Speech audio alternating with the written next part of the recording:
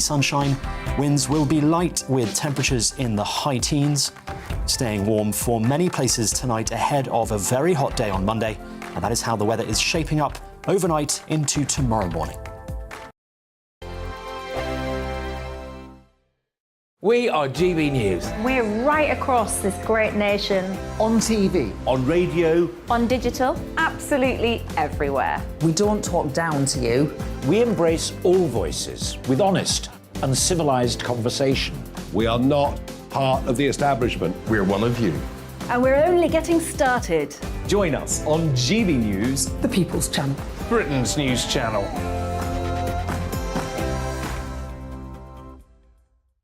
Hi there, it's Stephen and Anne. At breakfast from 6 a.m, you'll always be caught up with everything you need to know, the latest headlines, opinions and debates. We'll bring you the good news and the bad, but most of all, we're here for you. Remember, send in your views and let us know what you would like us to talk about. That's because we're your news channel. And every morning at 6 a.m, it's breakfast on GB News. My name's Tom Harwood and join me 9:30 a.m. every weekday for The Briefing, your one-stop shop for everything you need to know about what's going on in politics today. I wonder if this is a deal that might need to be like the biscuits in this factory, twice baked. Is there not an opportunity here to win out against the extremes? Tom Harwood, GB News. What are you going to do about it? Things should have been done differently, and they certainly are being done differently. Don't miss it. The Briefing with me, Tom Harwood, 9:30 Monday to Friday on GB News. Where would you like to go? Just take me to the studio, please, Matt. You know where you're going. I've got a show to do. Friday Night Feast on GB News, 7 p.m. And it's like nothing you've ever seen before. We take a different angle on the week's biggest news stories. The viewers and listeners set me some absolutely mad challenges to do. We tried to rehome a rescue dog. And yes, there's some other wacky stuff in there as well. I feel like I could take on the world. Well, that's that. Friday Night Feast with me, Patrick Christie's, every Friday, 7 till 9 p.m. on GB News. Be there.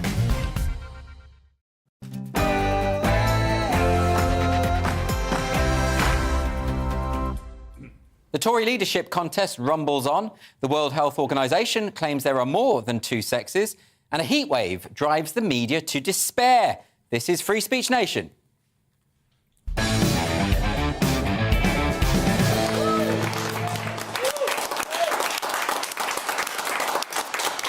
Welcome to the show.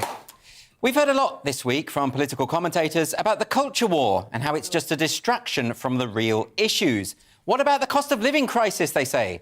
What about the disparity between rich and poor? What about the war in Ukraine? What about the global economic recovery from the pandemic? In other words, why should we care about the culture war?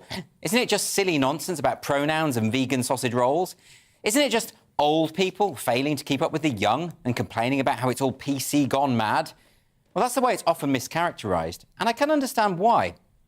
A lot of the news stories that fall into the culture war bracket do seem a bit frivolous. This week, for instance, we had this article on MSN about a homophobic telescope. And obviously, this is very, very stupid stuff. We shouldn't be taking this too seriously. But this kind of thing is just one of the milder symptoms of a much more serious cultural malaise. At its heart, the culture war is an attack on our fundamental liberal values. It is a regressive movement that seeks to divide us and destabilise the foundations of our society. Still not convinced? Let's try a thought experiment. Just try to imagine yourself 15 years ago. Try to put yourself into the mindset of the person you were in 2007. Imagine back then that someone had suggested to you that in 15 years' time, police would be routinely investigating citizens in the UK for non-crime. Thousands of people a year, in fact. Or that a senior member of the government would be arguing in favour of laws to criminalise professional comedians for jokes. Or that free speech would be dismissed in the press as a right-wing talking point, and that people describing themselves as liberals would be calling for censorship. Or that activists would be demanding that statues of Winston Churchill, Mahatma Gandhi, and even slavery abolitionists like Thomas Henry Huxley should be torn down, and that those in authority would be taking them seriously. Or that major corporations would be paying a fortune for visiting speakers to berate their staff for their white privilege and telling them they should try to be less white. Or that some of the world's leading experts on race relations would be claiming that Martin Luther King's I Have a Dream speech was actually racist, and that in promoting a dream of colourblindness, King was actually upholding white supremacy. Or that one of the most prestigious schools in London would be segregating its pupils by skin colour for after-school activities.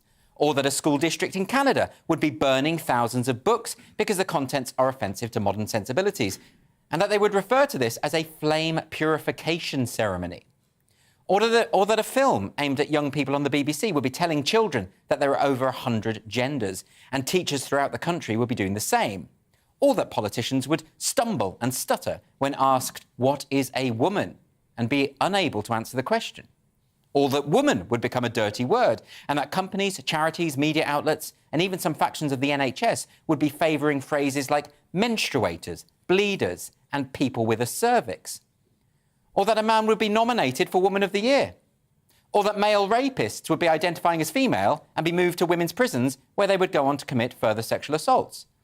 Or that healthy teenage girls would be encouraged by health professionals to get double mastectomies, and that young effeminate boys would be told that they are actually probably girls and that they should be put on medication to halt puberty. Or that the head of Stonewall, the charity that has done so much for gay rights, would be referring to lesbians who don't want to include men in their dating pool as sexual racists and comparing them to anti-Semites. Or that reputable medical journals would be denying biological reality, claiming that sex isn't binary at all, but that it's a spectrum. Or that women would be fired from their jobs and subject to threats of death and rape online for saying that biological sex is real. If 15 years ago you'd have been told that this was what the future would look like, would you have believed any of it? You would have laughed. You would have said, none of those things can possibly happen in a free and liberal and sane society. And they all did. Here we are. And it won't stop here. Think about how quickly all of this has happened. If only 15 years ago nobody would have believed that any of this stuff could possibly happen, then where does that take us in another 15 years? Because all these people who are saying that the culture war doesn't matter, that we need to focus on real issues, I wonder whether they'll be saying the same thing in 2037 when all of this nonsense has escalated 100-fold. Those who say that the culture war is a distraction or that these are just fringe concerns are effectively saying that free speech doesn't matter, that women's rights don't matter, that gay rights don't matter. They're effectively saying that it's fine if some women are sexually assaulted because of the dismantling of women's spaces, that it's fine to teach children an ideology whose logical endpoint is segregation by skin colour, that it's fine to have gay kids medicalised, that it's fine for people to be arrested for the words they choose to say, that it's fine for academics and the media to lie to us so long as it's for our own good. And that all of this is just the price we pay for progress. They also claim that the culture war is just the old failing to adapt to the values of the young, but this is not true. A recent report by the More in Common initiative estimates that the kind of people who are supporting these radical shifts in our society represent a mere 13% of the population. In other words, they are a minority in all generations.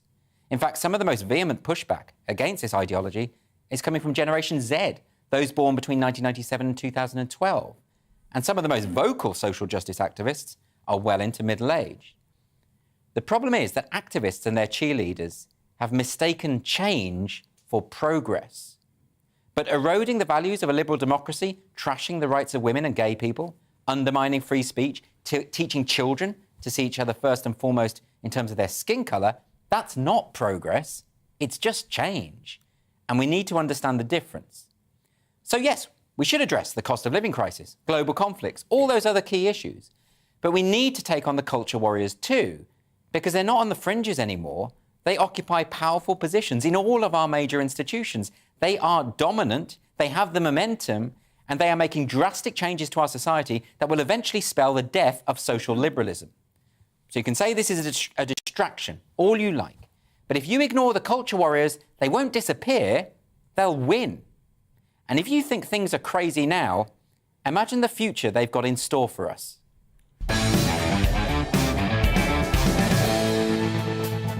I'm delighted to say my studio guests this evening are Leo Kearse and Sajila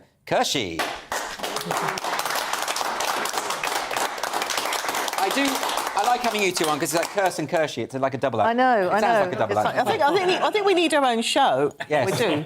We need our own curse and curse. You're twisted away from me. Okay, you need to. I'm on a special chair that I can't move from. They have to move me. How are you, Sajina? I'm good. That was a really good, monologue. Very interesting. And you're just talking about the last week, really, aren't you? Basically, this is the thing. So when I started this show last year, a little over a year ago, and people did say to me, well, a weekly show about culture war issues, are you going to have enough material?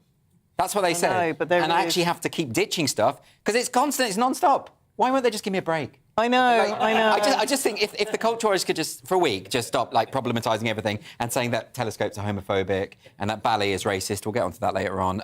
Wouldn't that be good, Leo? If they just gave it a rest for a minute. Yeah, I mean, do they even believe this stuff themselves? It's an absolute nonsense. And also they say that, all this culture war stuff is just trying to make the world a better place and trying to make people be more aware of injustices and biases and all the rest of it. But you can see the end result is, out of fear of appearing racist, police and authorities allowed the most horrific crimes in the world to happen, as we've seen in Telford yet again. We're going to get onto that as well. I mean, the thing about this is that what you just said about, being alert to injustice, racism, homophobia, we're all for that. But that's what social liberalism was doing anyway. And it wasn't perfect. I think what they think is because we hadn't got rid of homophobia, because we hadn't got rid of racism, sexism, that meant that liberalism didn't work.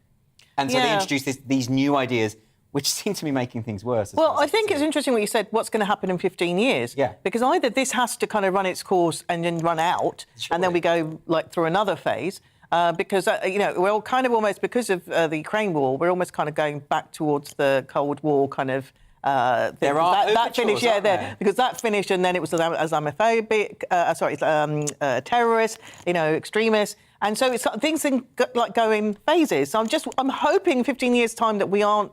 I mean, how much worse can it possibly get? I'm wondering. If you look at China in the 60s, I mean, the Cultural Revolution there started with this kind of thing and ended with people being murdered and thrown in the river and starving to death. So... Yeah, I believe that's where the phrase political correctness comes from Maoist China, and the idea that something could be factually correct but not politically correct. Yeah. And so that sort of comes over. I mean, it's a tricky one.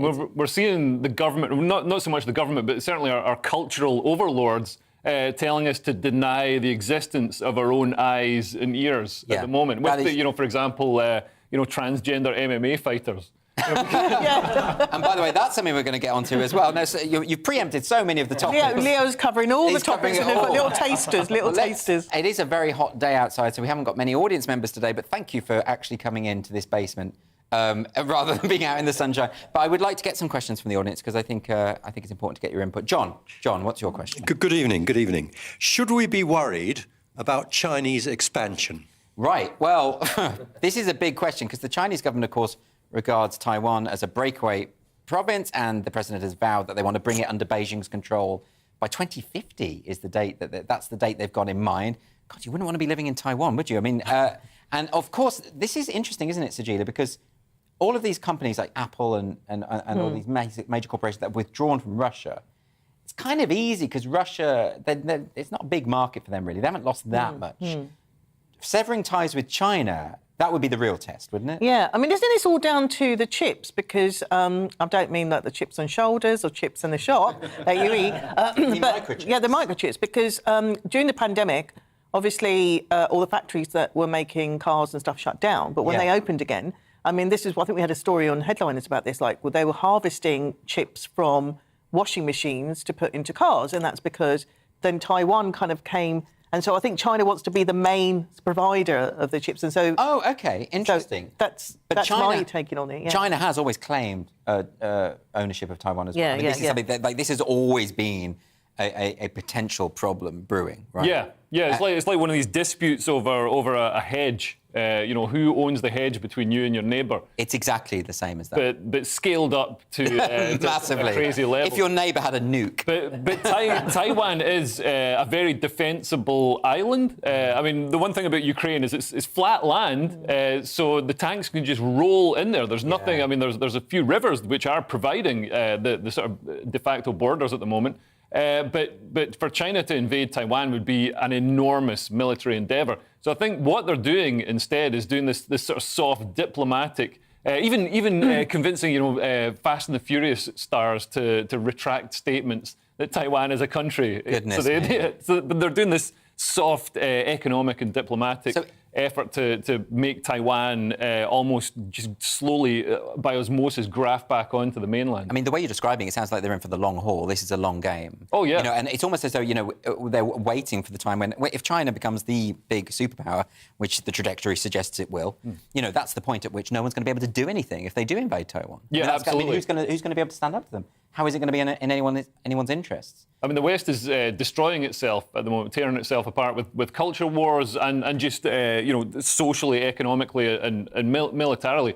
So economically, we're just burdened now with, ESG regulations, EDI, so Equality, Diversity and Inclusion departments, and all this creates a drag on our economies because, companies can't just operate freely. They've got to be constrained by all these rules. So this is dragging. I mean, you see the impact on something like Netflix because it has to suddenly comply with ESG rules, environmental, social, and governmental rules. It means that they can't produce entertaining products. They can't produce entertaining content. So they produce absolutely, just boring. I have seen a lot of rubbish at the moment on preachy content. Content, and it's dragging them down. But this is the big question, isn't it? Is that when it comes to these issues, the Chinese government doesn't care. Yeah. I mean, it barely cares about human rights. So it's not going to care about equity and diversity and inclusion. And you can see the West capitulate to this. So when the Star Wars film came out, the first Star Wars film, and John Boyega was a major character member, and he was on the poster, but not in China, because in China there's loads of anti-black racism. So Disney were like, that's fine, we'll take the black guy off.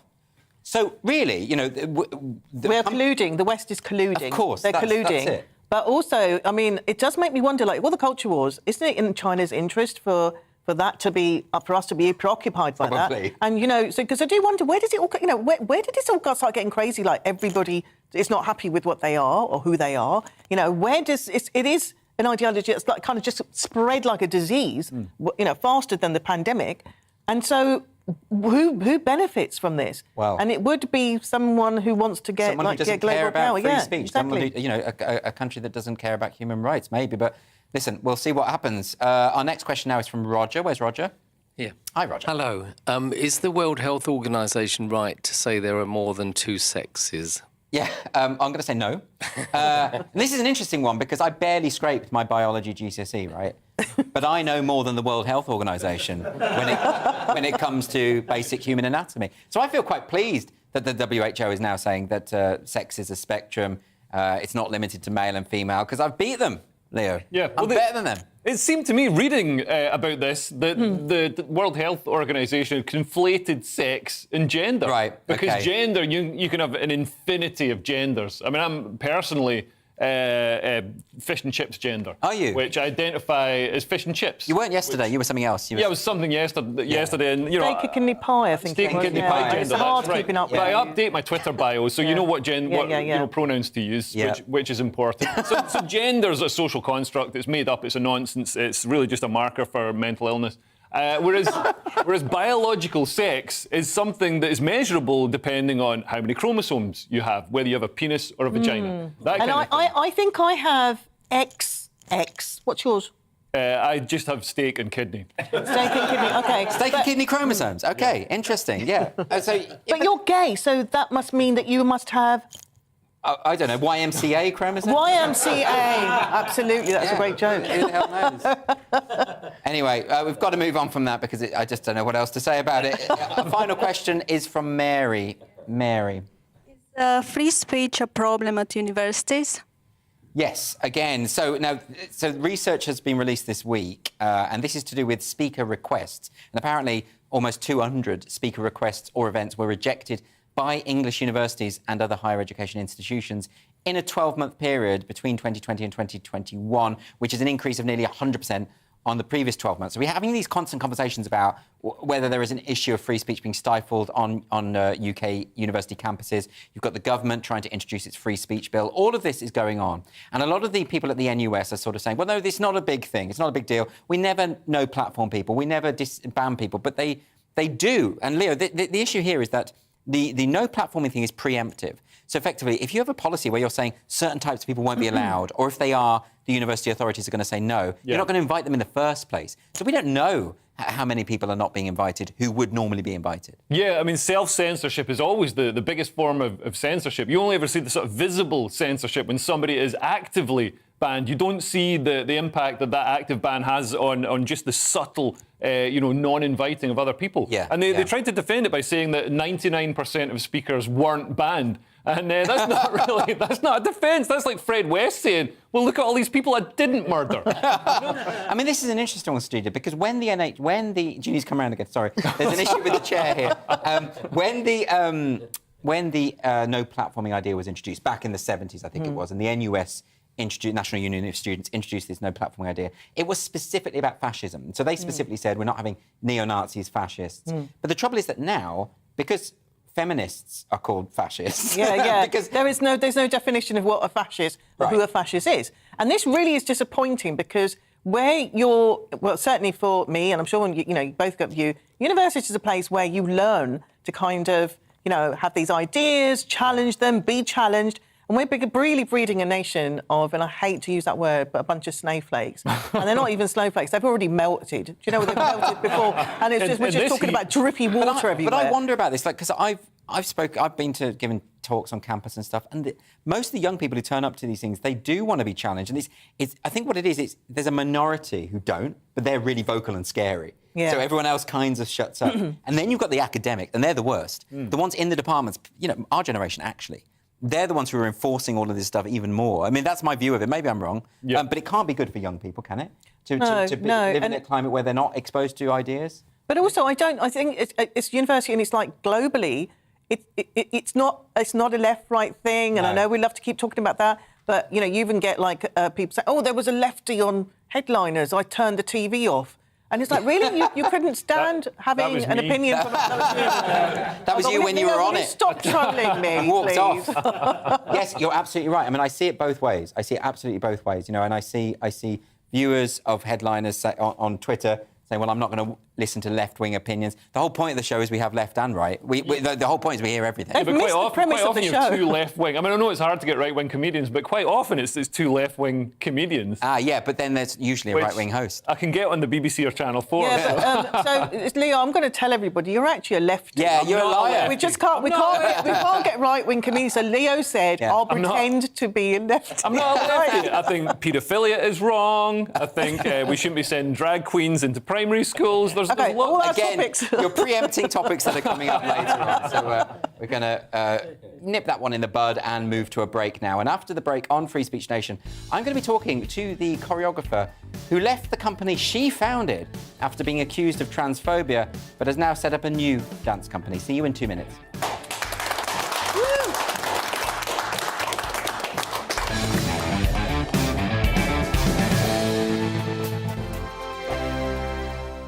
We are GB News. We're right across this great nation. On TV. On radio. On digital. Absolutely everywhere. We don't talk down to you.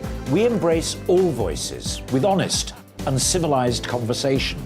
We are not part of the establishment. We're one of you. And we're only getting started. Join us on GB News, The People's Channel. Britain's news channel.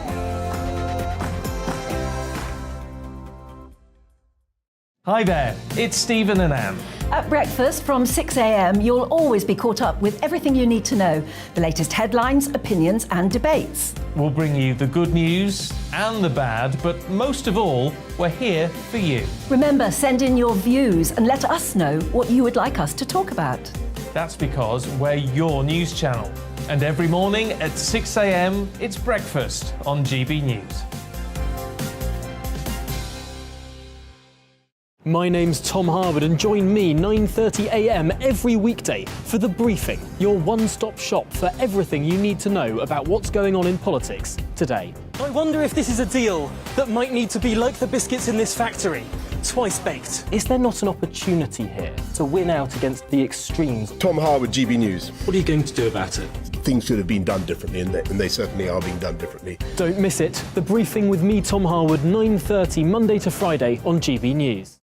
Where would you like to go? Just take me to the studio, please, Matt. You know where you're going. I've got a show to do. Friday Night Feast on GB News, 7 p.m. And it's like nothing you've ever seen before. We take a different angle on the week's biggest news stories. The viewers and listeners set me some absolutely mad challenges to do. We tried to rehome a rescue dog. And yes, there's some other wacky stuff in there as well. I feel like I could take on the world.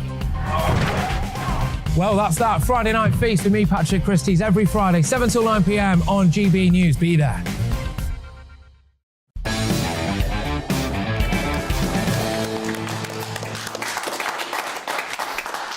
Welcome back to Free Speech Nation. Last year, the choreographer Rosie Kay left her own dance company after being accused of transphobia. Now she set up a new troupe in which everyone will be asked to agree that members should not be silenced, shut down or cancelled. Rosie Kay said at a dinner party with 9 dancers from her company that a person cannot change their sex. And 2 of the cast's dancers identified as non-binary, and several people went on to make formal complaints. Rosie has now launched a new company called K2CO. I'm thrilled that Rosie is here to speak with me today. Rosie Kay, everyone. Rosie, a lot of people might not know about your story and how this came about, so could you just first start by telling us what was the company that you had formed? Sure. So I set up my own company in 2004, really to make the kind of artistic work I wanted to make. I was a dancer before that, and I used to sort of make my own solo and duet work.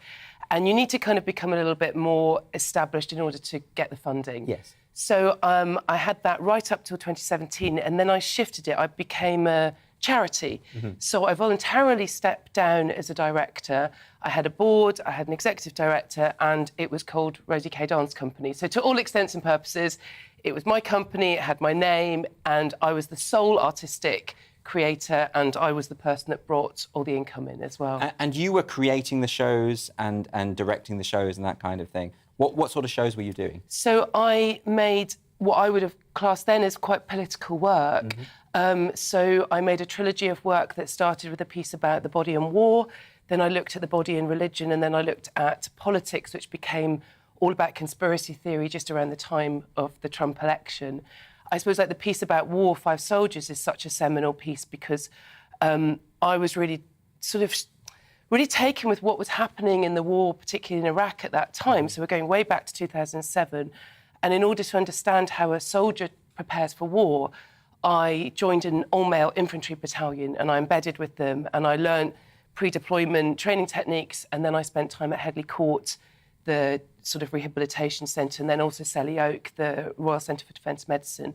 So I kind of have these really thorough, long, in-depth research processes, and then I make works of art about it. And these are challenging, they're non-compromising, they're quite hard-hitting, but they're also like really human and with humour and like real physicality. So, I mean, in the dance world, I'm quite renowned for that work, for that research, for being somebody who speaks my mind, who tries to defend dance and dancers. That's the kind of work I was doing. And clearly not shying away from difficult subjects. This is part of what you do. It was actually even written into our charitable objects. Yes. So in it, there says something around the lines like and supporting the work of Rosie Kay to tackle controversial and taboo subject matters. So that was written into the purpose of the charity. So given that that's your mandate, we do have to cover what actually happened to you that night and there was a party at your house. That's right. So I was working with a cast of very young, quite inexperienced dancers over a period of like on and off for a year right through COVID. And it was appallingly difficult. Nobody could eat or socialise together. We could hardly touch each other. We're making a huge production of Romeo and Juliet. It's on the big scale. And I felt there was something funny in the vibe. Yes. I thought the atmosphere was odd, and I put it down to COVID. So I invited them to my house, my family home that I share with my husband and my child. I cooked them every kind of type of lentil, pescatarian, gluten-free, vegan, you name it, lots of different they're foods. dancers, They're right? dancers, I totally get it. And said, kick back, relax, you're in my home, we're in the garden, there's less of a COVID risk, and relax and enjoy yourselves. Yes. And they did. And people were drinking, presumably. Yep. And then you said a few comments that rubbed people up the wrong way, shall we say? Well, what happened was I was asked what my next show was, and I was already about 2 years into research for a work based on Virginia Woolf's Orlando. And I don't know if you know the novel, but it's a fantastic, funny, really witty, clever novel that goes through 400 years of history, and the aristocratic, slightly wet hero, halfway through the novel, turns into a woman. And so there's lots of Virginia Woolf's analysis of what makes this person who thinks they're a man or woman, and it's very well done and it's very clever. And I think it tells us something about this debate that's going on. And I'm interested in this debate because, my job is bodies. Of course. My job is bodies. I deal with stereotypes. I deal with breaking stereotypes. And so I've been fascinated by this debate. Then when I said I was doing Orlando, I mean, we are talking nearly 2 a.m. We're talking about this. There was this thing that, that has to be played by a trans person. And I said, well, I don't know, it's just wide open right now. I was about to put an audition notice out. Yes. It could be a man, could be a woman, could be trans, could be... I don't know. It just has to be somebody extraordinary that can play this character. Yes. And that's then when the argument sort of started, because then it was like, well, how do you define trans? How do you define non-binary? And I was asked explicitly what my views were, and I gave them my views. And then I actually felt like I had to really defend why I think at its extremities this ideology can be really damaging for women's rights. So you were asked your opinion? I was asked my opinion. About a controversial topic about which you are making a show? Exactly, about which... In your own home? And I have researched for years, and I have training as an anthropologist at the University of Oxford. I'm not coming into this completely blind. I'm really thinking about all the implications and all the historical implications. I'd even just made a solo about my own life. And so I was wanting to talk about what it is to be a woman and to have a woman's body rather than to be somebody who thinks they're a woman without a woman's body. And so what is it that particularly upset your guests that day?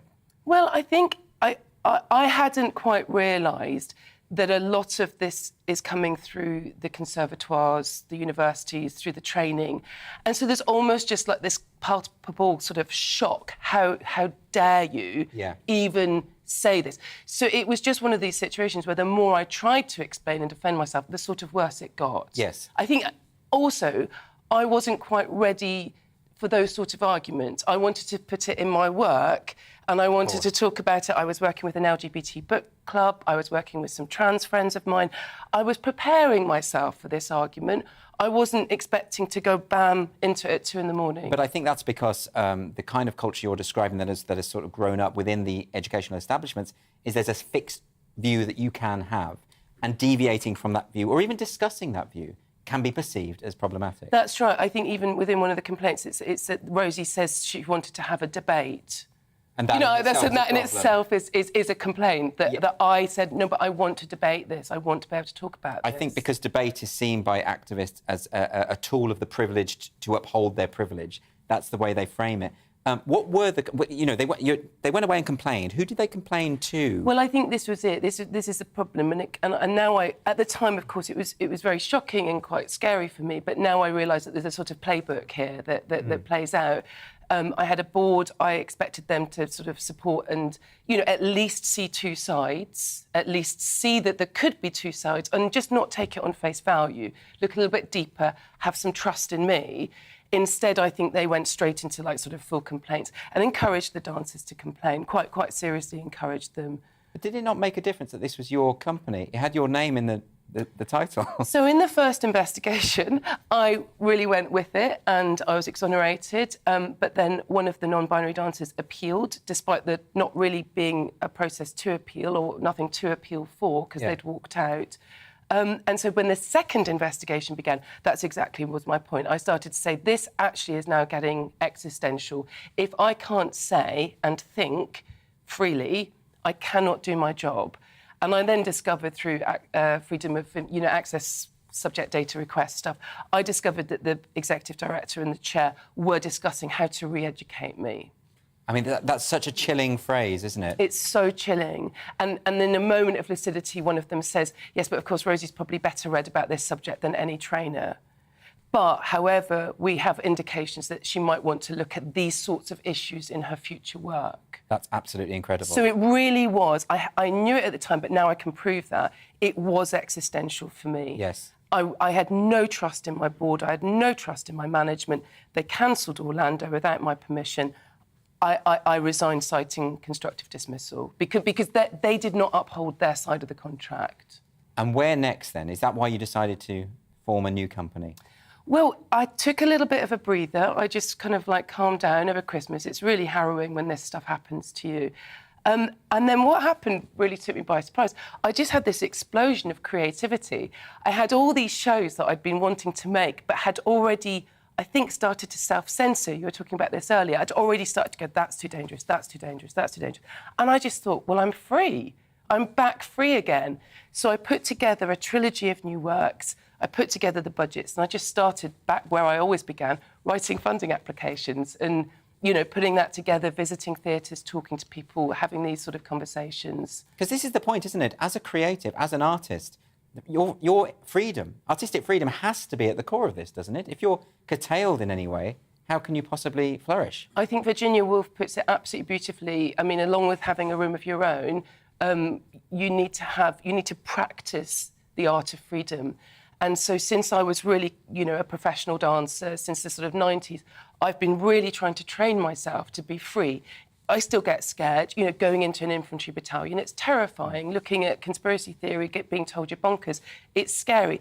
This is another scary incident in my life, but I'd rather be free and make the art I want to make than be curtailed. Otherwise, I mean, I should just go and make panto, really. Right. Well, nothing wrong with panto. Nothing wrong with panto. Nothing wrong with panto. But it does have a very formulaic quality. It's different than making art, and I want to make art, serious art about the times we're living in, and these are serious times. So what do we do as an artistic community? You know, artists are meant to be the most free of thinkers, the most liberated, cognitively liberated people, and yet they are expected to indulge in groupthink. What does that do to an artistic culture, do you think? Well, I think there's lots of things that are kind of like pushing artists sort of down and in and around. Part of it is the funding system. Part of it is the really huge administrative systems, the curatorial systems, the programming systems. There's huge swathes of people that make decisions that take up money, and we get a little bit at the bottom if we're lucky. So there's already been a culture of, you know, corporate speak, marketing speak, all these kind of things that have made you curtail yourself. And now I think there really is a fear that just one step wrong and you might get the wrath of the mob kind of coming down on you. Well, also just being commissioned in the first place, because so many of the commissioning processes now seem to be, are you satisfying the message of social justice activism? Are you sending out the positive, you know, representation, that kind of thing? But that does, and nothing wrong with that, but it does curtail it if everyone has to do the same thing. Well, that's right. And I think I studied sort of the history of Weimar Republic and Nazi Germany, and looking particularly first at artists and then at choreographers. And we really need to stand up and defend not just freedom of expression, but it is freedom of thought and it is freedom of speech. And these things are vital for a free society. I work with military and I work with people that have worked in secret services. Artists being curtailed or censored or shut down, it's one of the first signs that a society isn't very well. It's one of the first signs that authoritarianism is coming in. And so we really are the canaries in the coal mine. And it's up to us collectively to say, no, this isn't acceptable. We need to make the art about now. Is it the case, though, I think a lot of people are confused because they'll say, well, no one in the state is censoring artists. No, there are no bodies censoring artists. But from what you've described, we are creating a climate in which self-censorship is the norm. I think what we're used to in history, whether it be through the Soviet era or the Nazi era, is it's been top-down. Yeah. What's very different about this movement that's going on, whatever you want to call it, wokeism or whatever ideology, is it seems to be a little bit bottom-up. Now, I'm not sure how true that is. It's very hard to trace, but it seems to be coming up through, and then it seems to be across so many institutions. And that's created a climate of fear, without doubt. So what do you say to people who say, well, cancel culture is just a right-wing myth, it doesn't exist? Well, I'd say I lost my livelihood, I lost my life's work, and my reputation was put on the line. That I didn't imagine that. That actually happened to me. But what I don't want to do is just be a victim about this. I kind of want to sort of say to people, actually, we all need to just speak out the little bit that we can. We don't need to go to the extremes, but we can all work together to say, no, this is not acceptable. This isn't the Britain that I'm used to, and this isn't the kind of way that I grew up with the arts. It's a fantastic place, the arts, and we really should be free. And do you feel that if enough people speak out about it, because it is risky to, let's face it, you were put in a position where, in a sense, you had nowhere else to go. But even the fact that you're sitting here now talking to me is a courageous thing to do, because most people wouldn't do that even. And the problem and why I'm here is because I now know so many artists, choreographers across all sorts of disciplines that are getting in touch with me and are telling me similar stories. Yeah. And lots of people aren't able to speak out, can't speak out, or haven't been able to. So that's why I want to be a figurehead. I mean, it's not just me. There's lots of artists. I do wonder, when people say it's just a myth, I keep thinking, well, why do all these people keep contacting me? I've playwright friends, writers contacted me saying, oh, I wish I could talk about this, but I can't risk it. They're not all hoaxing, are they? No, it's a real feeling. No, they're not. It's a real thing, and I think it's reaching quite a sort of boiling point now. Yeah. So what next for you? Just we haven't got much time, so just if you could tell us about your new company, what you're going to do, how people can find out more about it. So I've got a new company. It's called K2Co, and it's k-2co.com, and I've got a fantastic new advisory board with some amazing people. We're going to launch a new tour of 5 Soldiers in the autumn that's touring all around the country with an engagement programme. And then I'll be doing my trilogy of new work, which also includes training for professional dancers as well as engagement work. Fantastic. Well, Rosie Kay, thanks so much for joining me today. Thank you.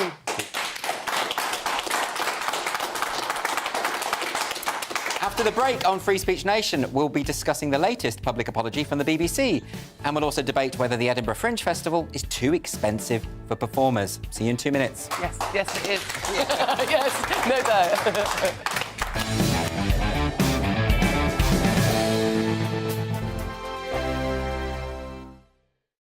We are GB News. We're right across this great nation. On TV. On radio. On digital. Absolutely everywhere. We don't talk down to you.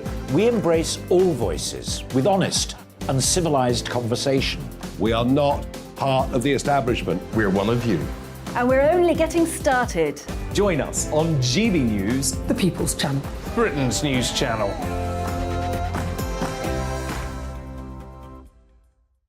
Hi there, it's Stephen and Anne. At breakfast from 6 a.m, you'll always be caught up with everything you need to know, the latest headlines, opinions and debates. We'll bring you the good news and the bad, but most of all, we're here for you. Remember, send in your views and let us know what you would like us to talk about. That's because we're your news channel. And every morning at 6 a.m, it's breakfast on GB News. My name's Tom Harwood, and join me 9:30 a.m. every weekday for The Briefing, your one-stop shop for everything you need to know about what's going on in politics today. I wonder if this is a deal that might need to be like the biscuits in this factory, twice baked. Is there not an opportunity here to win out against the extremes? Tom Harwood, GB News. What are you going to do about it? Things should have been done differently, and they certainly are being done differently. Don't miss it. The Briefing with me, Tom Harwood, 9:30 Monday to Friday on GB News. Where would you like to go? Just take me to the studio, please, Matt. You know where you're going. I've got a show to do. Friday Night Feast on GB News, 7 p.m. And it's like nothing you've ever seen before. We take a different angle on the week's biggest news stories. The viewers and listeners set me some absolutely mad challenges to do. We tried to rehome a rescue dog. And yes, there's some other wacky stuff in there as well. I feel like I could take on the world. Well, that's that. Friday Night Feast with me, Patrick Christie's, every Friday, 7 till 9 p.m. on GB News. Be there.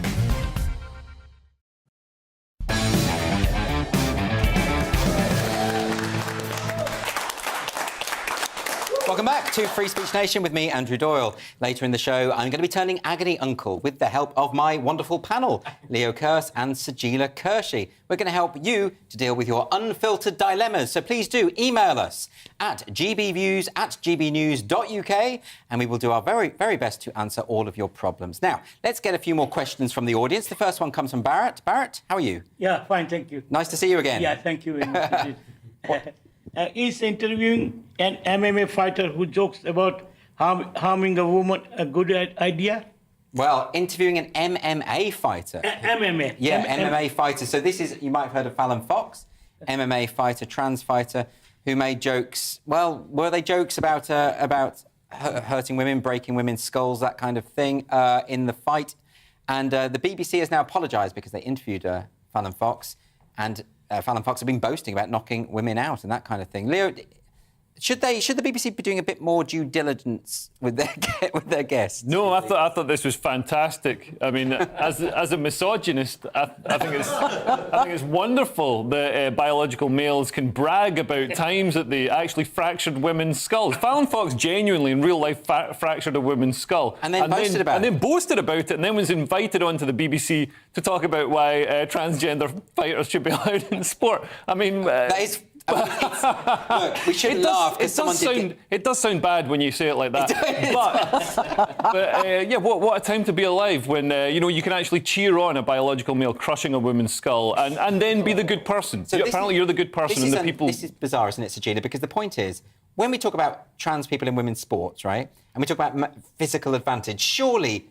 Boxing. Surely, when people are hitting each other, that's when it matters, right? I'm sorry, you can't do that. And also getting them to go on a programme to talk about trans rights is the equivalent of having Abu Hamza represent all Muslims. Do you know what I mean? It's like it's such a bad publicity. This is not a good. This is not a good optics. I've sometimes seen when there's been a debate about Islamic terrorism or Islam, they bring on the most crazy. I know. You think no? What are you doing? This is like did you just go dreg like let's go to at the bottom of the barrel. Let's find a hook-handed psychopath. Someone who looks a bit psychotic, and keeps screaming death to all. Because that would be a good one. But it must be the case then that the BBC didn't Google Fallon Fox. Yeah, that's all you got to do. A little googly search, which I did, by the way, before I and think that she's a really nasty person.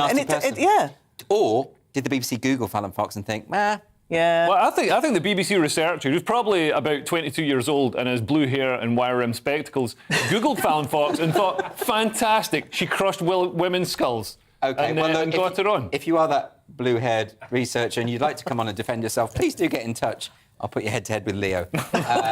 Next question in the octagon. Yeah, no, we'll put it in a cage, obviously, in a cage. Our next question is from Edward. Hi. Hi. Can we ever trust the police again after how they handled Telford? OK, so this has been the big news this week. Telford child sex inquiry has revealed how evidence against grooming gangs lay in a police vault for over a decade before being properly investigated. And the paperwork pinpointed key paedophiles in 1999 who were preying on teen girls. They included Mohammed Yunus, who went on to run what was described as a rape house in the Shropshire town for years before he was convicted in 2012 after police investigation, Operation Chalice. Sajila, I mean, this is just, why was the law not applied? Why not? Do you know, this really makes me so angry, this case, right? So anyone who is a paedo, who violates, young people like that, as a mother myself, it just disgusts me. They lock them up, throw away the key, and you know what? Let the worst prisoners in that prison at them, they deserve everything they get. However, this is the thing. Like, they've been tried now. They've been imprisoned, and quite right too. Like I said, if I could, I was going to write. I'd send them to Robben Island, which is what I was trying to think. And then I wrote Tracy Island, and I thought, no, actually, Tracy Island, because that's all full of plastic people. And let's see if we put you treat you as puppets, because that's what you did to these women. You mean the Thunderbirds? Yeah, they're Thunderbirds. And it just honestly, I'm so angry because what's happened is that they've been arrested. They've gone. The police and the authorities, who are actually really, really, they have not been accountable for this at all. Yeah. They've been using this excuse that, we didn't want to, ruin race relations. We didn't want to, we were worried about that. And that's a pack of lies. Because how could you let these girls, and they came to the police repeatedly, the people that they thought were going to protect them, repeatedly went to them, begged for them to help them. And I think the police are somehow colluded. Because you watch these dramas, don't you? And where the police are involved in these, they're probably having a go as well. We don't know. The whole thing hasn't come out. And the fact that the councils and the police are still using this as an excuse means that they are actually hiding behind this whole thing of, it's a race thing. And it damages in two ways. The girls don't get the justice that they need. But secondly, and actually, this is a worrying thing, where a whole group of people are going to be homogenised, like all Muslim Pakistani people are exactly the same. That is not correct. They, most people like me will condemn what's happened, and they're all homogenised. That this happens to all. This is all Muslims, all communities, all immigrants, all they all do this, and that's the damage that the police and local authorities have done by saying that they're using the fact that they were too scared of race relations as to why they didn't condemn earlier. So by not applying the law equally to everyone, irrespective of who they are, they've actually made their fears worse, is what you're saying, that idea. OK, Leo, do you think that the police defence, as Sajila said, we were worried about escalating racial tension, we were worried about being called racist. Can you see why, from their perspective, that would have been on their mind? Oh, yeah, absolutely. I mean, since the Macpherson report, which came out in the aftermath of Stephen Lawrence's murder, where the police didn't do their job properly and were, racist, were identifiably racist, systemically racist.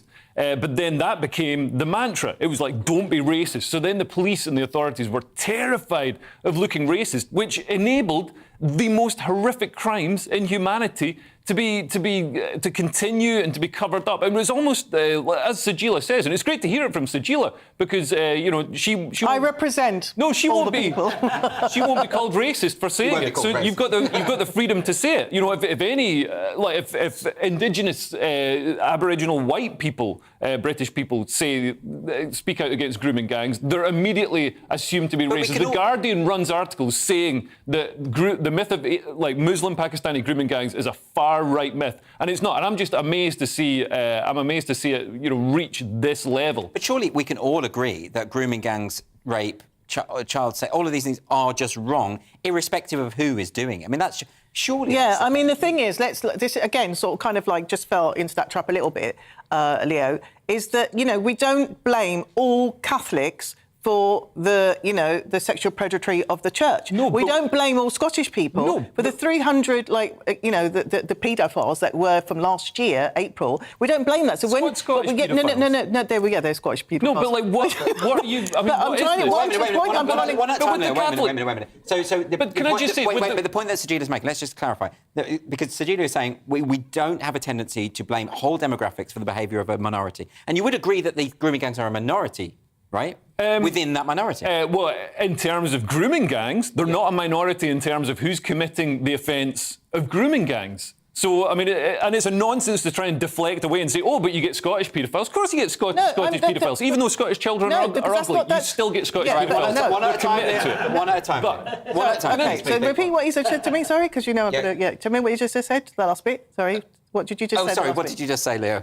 Of course you get Scottish paedophiles, but if you're looking at a culture and an organisation and a system that enables, like the Catholic Church, obviously has a culture where unmarried men are given control and power and the ability to cover up each other's crimes, so that creates a system that enables paedophilia. The same thing happens with people who are coming from a culture where perhaps non-Muslim girls are seen as infidels, are seen as less worthy, subhuman, and fair prey. And also then you've got the authorities, the council and the police who have the mantra of we won't touch this because we'll be racist. Final word to Sajida, because we've got to move on. I'm going to agree with everything that you said, but to tar whole communities like saying that this is their problem is wrong. In Scotland, 20 men, right? 20 men altogether, but we don't say that is a Scottish problem. That was that paedophiles are paedophiles. They come everywhere. Yeah, but why can you not see that you're doing the same thing? You're saying all Muslim Pakistanis guys, have we have issue. to move on, I'm afraid, because we're going around in circles here. We do have to move on because we've got one more question before the break. This comes from Raphael. Where's Raphael? Hopefully a more fun one. Well, let's see. Well, don't say that. Go on, Raphael. What is it? Do the rich run comedy? Do the rich run comedy? I mean, it's kind of a bit more fun, sort of, unless you're a comedian, because this is... we have to do this very quickly because there isn't much time, but this is the following... a report this week that the Edinburgh Fringe Festival is getting more and more expensive, and Brian Cox, the Succession actor, has said that it risks cutting off the lifeblood of young talent if action is not taken to lower soaring accommodation costs for the performers. But this has been going on for ages. I mean, I've done Edinburgh a number of times. Everyone who goes up there loses money.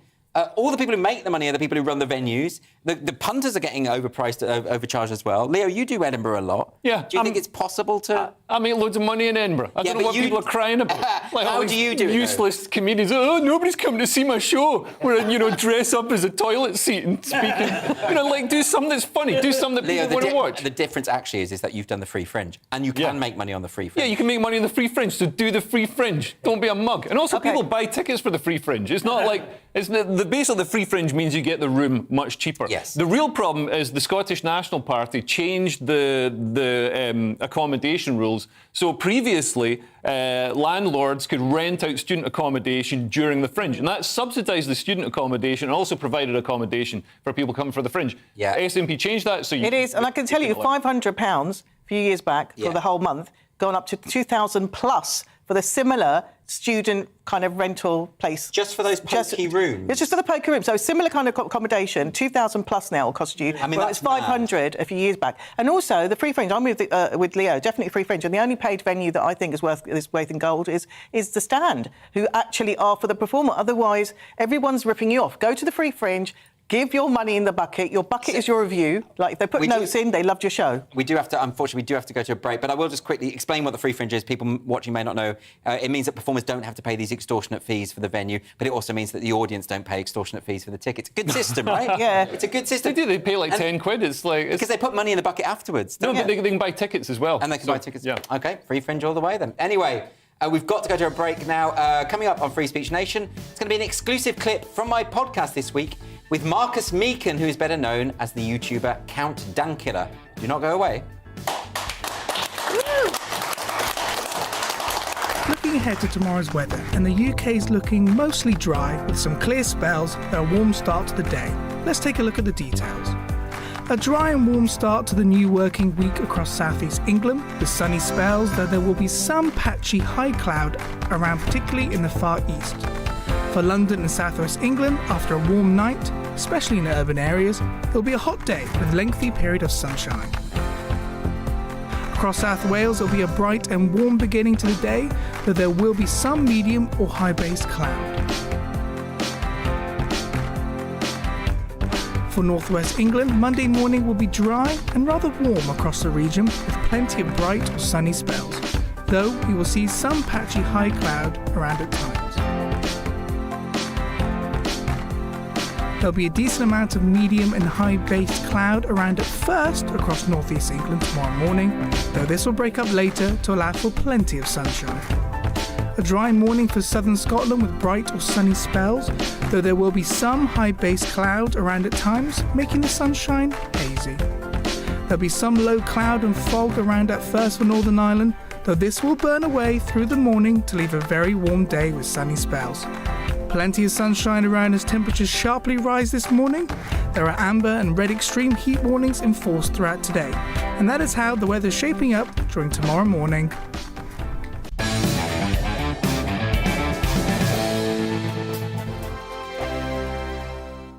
We are GB News. We're right across this great nation.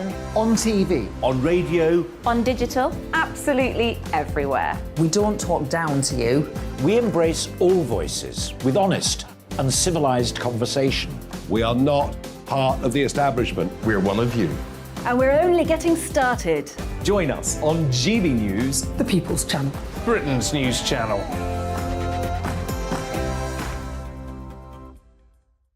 Hi there, it's Stephen and Anne. At breakfast from 6 a.m, you'll always be caught up with everything you need to know, the latest headlines, opinions and debates. We'll bring you the good news and the bad, but most of all, we're here for you. Remember, send in your views and let us know what you would like us to talk about. That's because we're your news channel. And every morning at 6 a.m, it's breakfast on GB News.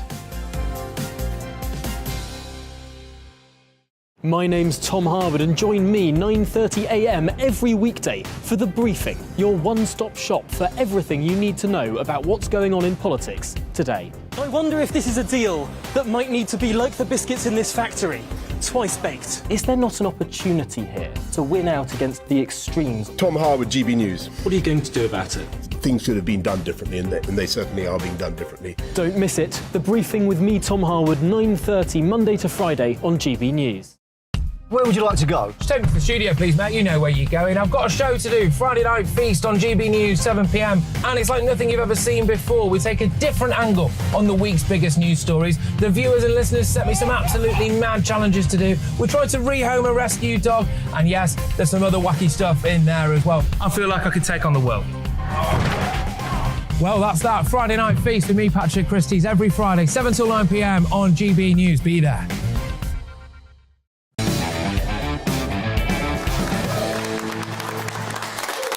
Welcome back to Free Speech Nation. On my upcoming podcast episode, I'm joined by Marcus Meekin, who is better known by his online name of Count Dankula. In our conversation, we spoke about a number of issues, including the fallout from his conviction for causing gross offence. Silly. The premise is so daft, that you trained the dog, Buddha, isn't it? Buddha the dog, to do a Z-card, to raise its paw. Yeah. Like a Hitler salute. I mean, that's funny even with me describing it. I'm thinking that's got to be a bit funny. Yeah, it's I don't find it funny anymore. It's a totally dead joke to me now, but it's like, yeah, I get that. Like, the whole point was like humour. I mean, I knew some people were going to be offended, right? But I didn't think offending people was a crime. I mean, if I was running around the street screaming the N-word and screaming threats at everyone, then I'd be like, okay, I could understand getting a knock at the door because I'm running around threatening people, but I thought, like, when I make this, I'm clearly having a laugh. There's no genuine malice behind what I'm doing. Anyone would be able to see that. That's why I thought, just in case, I'll include the context in the video of me explaining the joke at the beginning. Still got slapped in handcuffs. So how weird was it in court? I mean, surely the people watching in court must have found it a bit funny. It was so hard to keep a straight face, but the problem is all my fans kept turning up in the courthouse, and one guy ended up getting in trouble because he was solving a Rubik's Cube while the judge was talking and everything, but that was funny. But it was like, there was just some of the stuff that gets said. I made the prosecutor furious because I realised that court is a lot like Twitter. Yeah. When you're arguing, except the good thing is they can't block you. Right. And all that. So basically, I had a lot of experience on Twitter arguing with people, and that's a lot what court is, pretty much. So I made the prosecutor very, very angry when none of the stuff he said stuck. Yeah. And that felt very, very good. And I thought, like, my lawyer and everybody was going like that. You won there. You won when you were on the stand. Didn't matter. Like, lost the court anyway. That's the thing, though. Like, I think people won't know. It's a sheriff's court in Scotland, so there's no jury. No jury. I didn't get a jury trial. No, it was just down to the judge himself.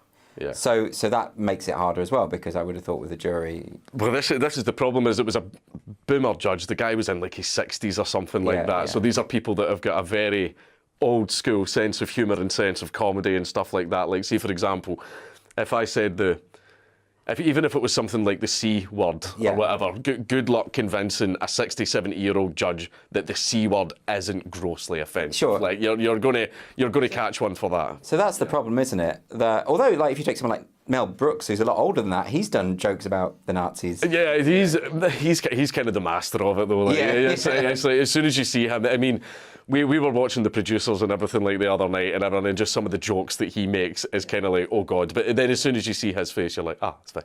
Yeah. It's Mel Brooks. It's Mel Brooks, exactly.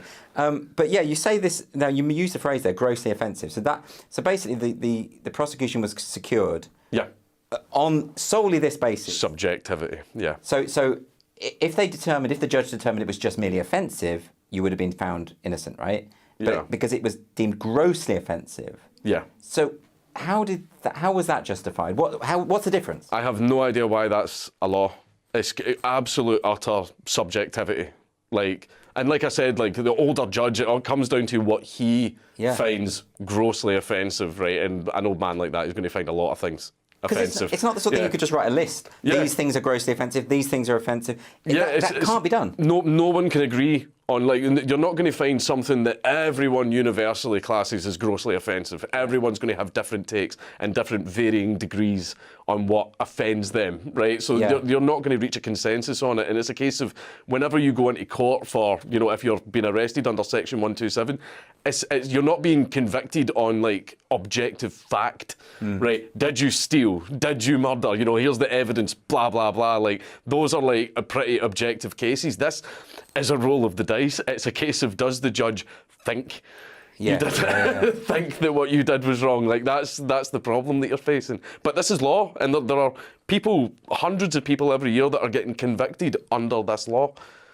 It's mad. I mean, and in case people don't know, what was the outcome of your trial? I was found guilty, which we knew that was going to happen, but it was I got my lawyer to read out a statement at the end of the trial that basically says, if I'm given community service, I will not do it. If I'm given a fine, I will not pay it.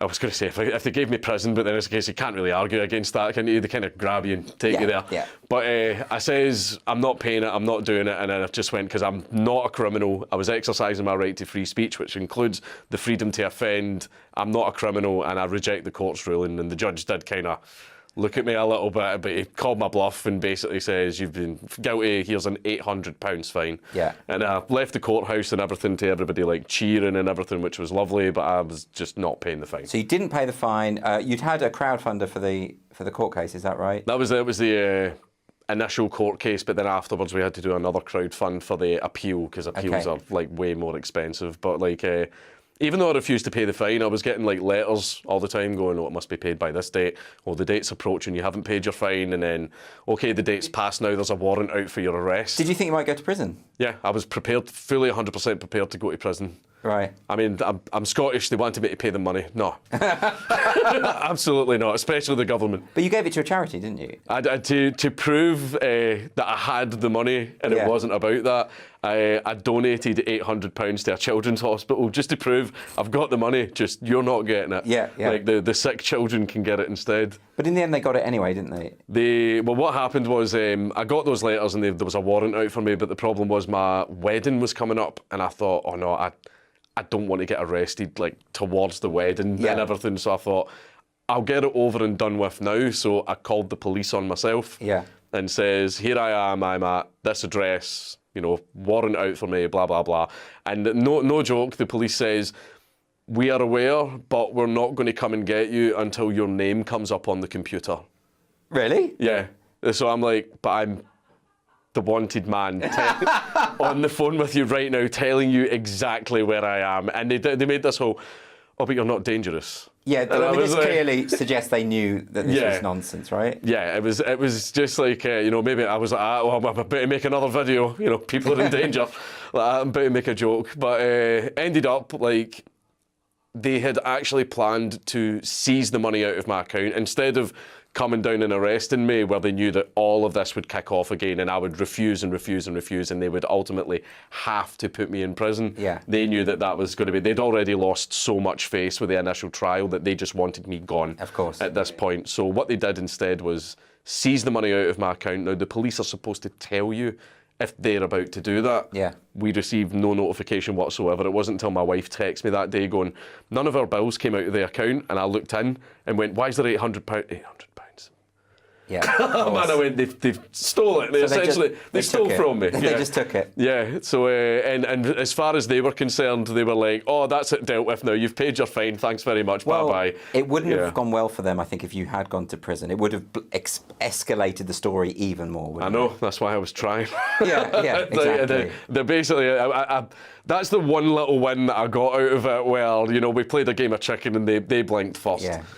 Yeah, that was the one little win. So, in terms of as the trial was going on, so you got these 2 years of all this uncertainty and all the rest of it, lots of people online hating you, but you're getting a big fan base out of this. Yeah. Which you didn't have before. I mean, you said, there were just a handful of followers on YouTube. Yeah, I started making the usual left-wing bad, like, sort of videos and stuff like that, and then they climbed a bit in popularity, but most of the content was about free speech, and I was just delivering bad news all the time. Yeah. Oh, this country's passed this law. Oh, this woman's facing 40 years in prison for something she said on the internet. Yeah. Don't visit Thailand.